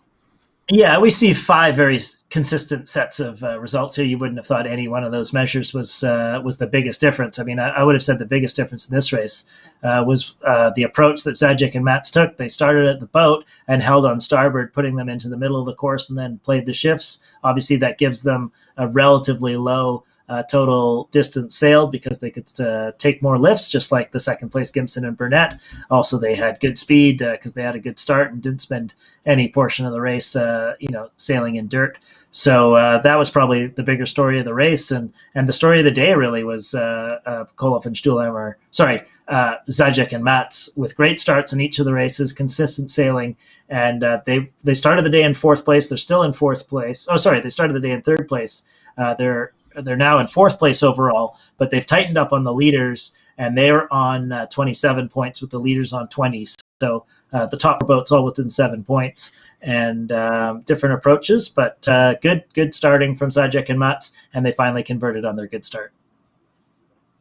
Yes, and they've managed to keep all their scores inside the top 10, and there's only one team that's managed to do that, and that's Ruggiero Tita and Caterina Banti.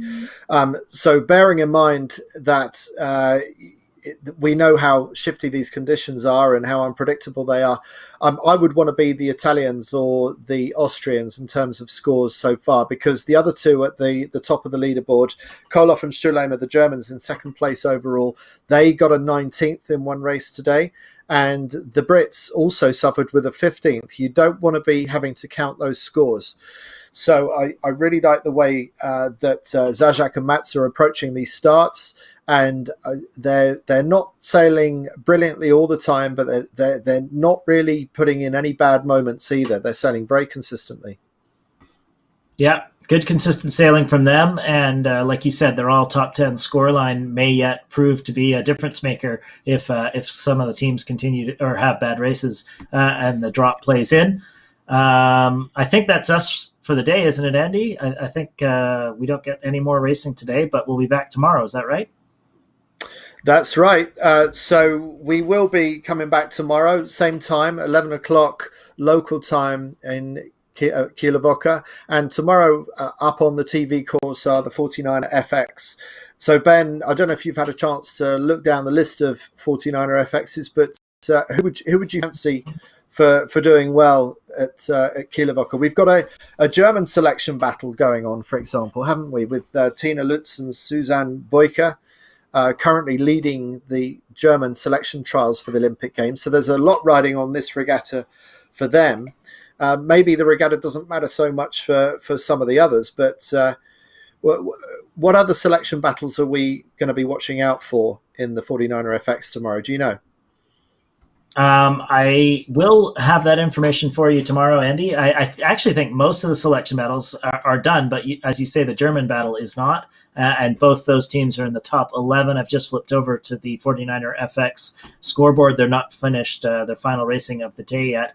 And we see Tamara Echegoyen and Paula Barcelo, the world champions from Geelong, are in the lead here so far in the regatta with only 5 points from five races. So one drop, 3 wins and a second. So they're obviously have made use of their time away from the regatta. And then we have another world champion in second place, Annemiek Beckering and Annette Deutsch from the Netherlands. So they won the 2018 Worlds. And then a new team, the Italians, who I've never seen race before as a pair, Gianna Germani and Giorgia Bertuzzi in third place. So 2 wins from them today so far on their race course. So we'll get a chance to see the 49er FX teams tomorrow and follow that German selection battle and get into the nitty gritty on all the different details of the 49er FX fleet in tomorrow's racing.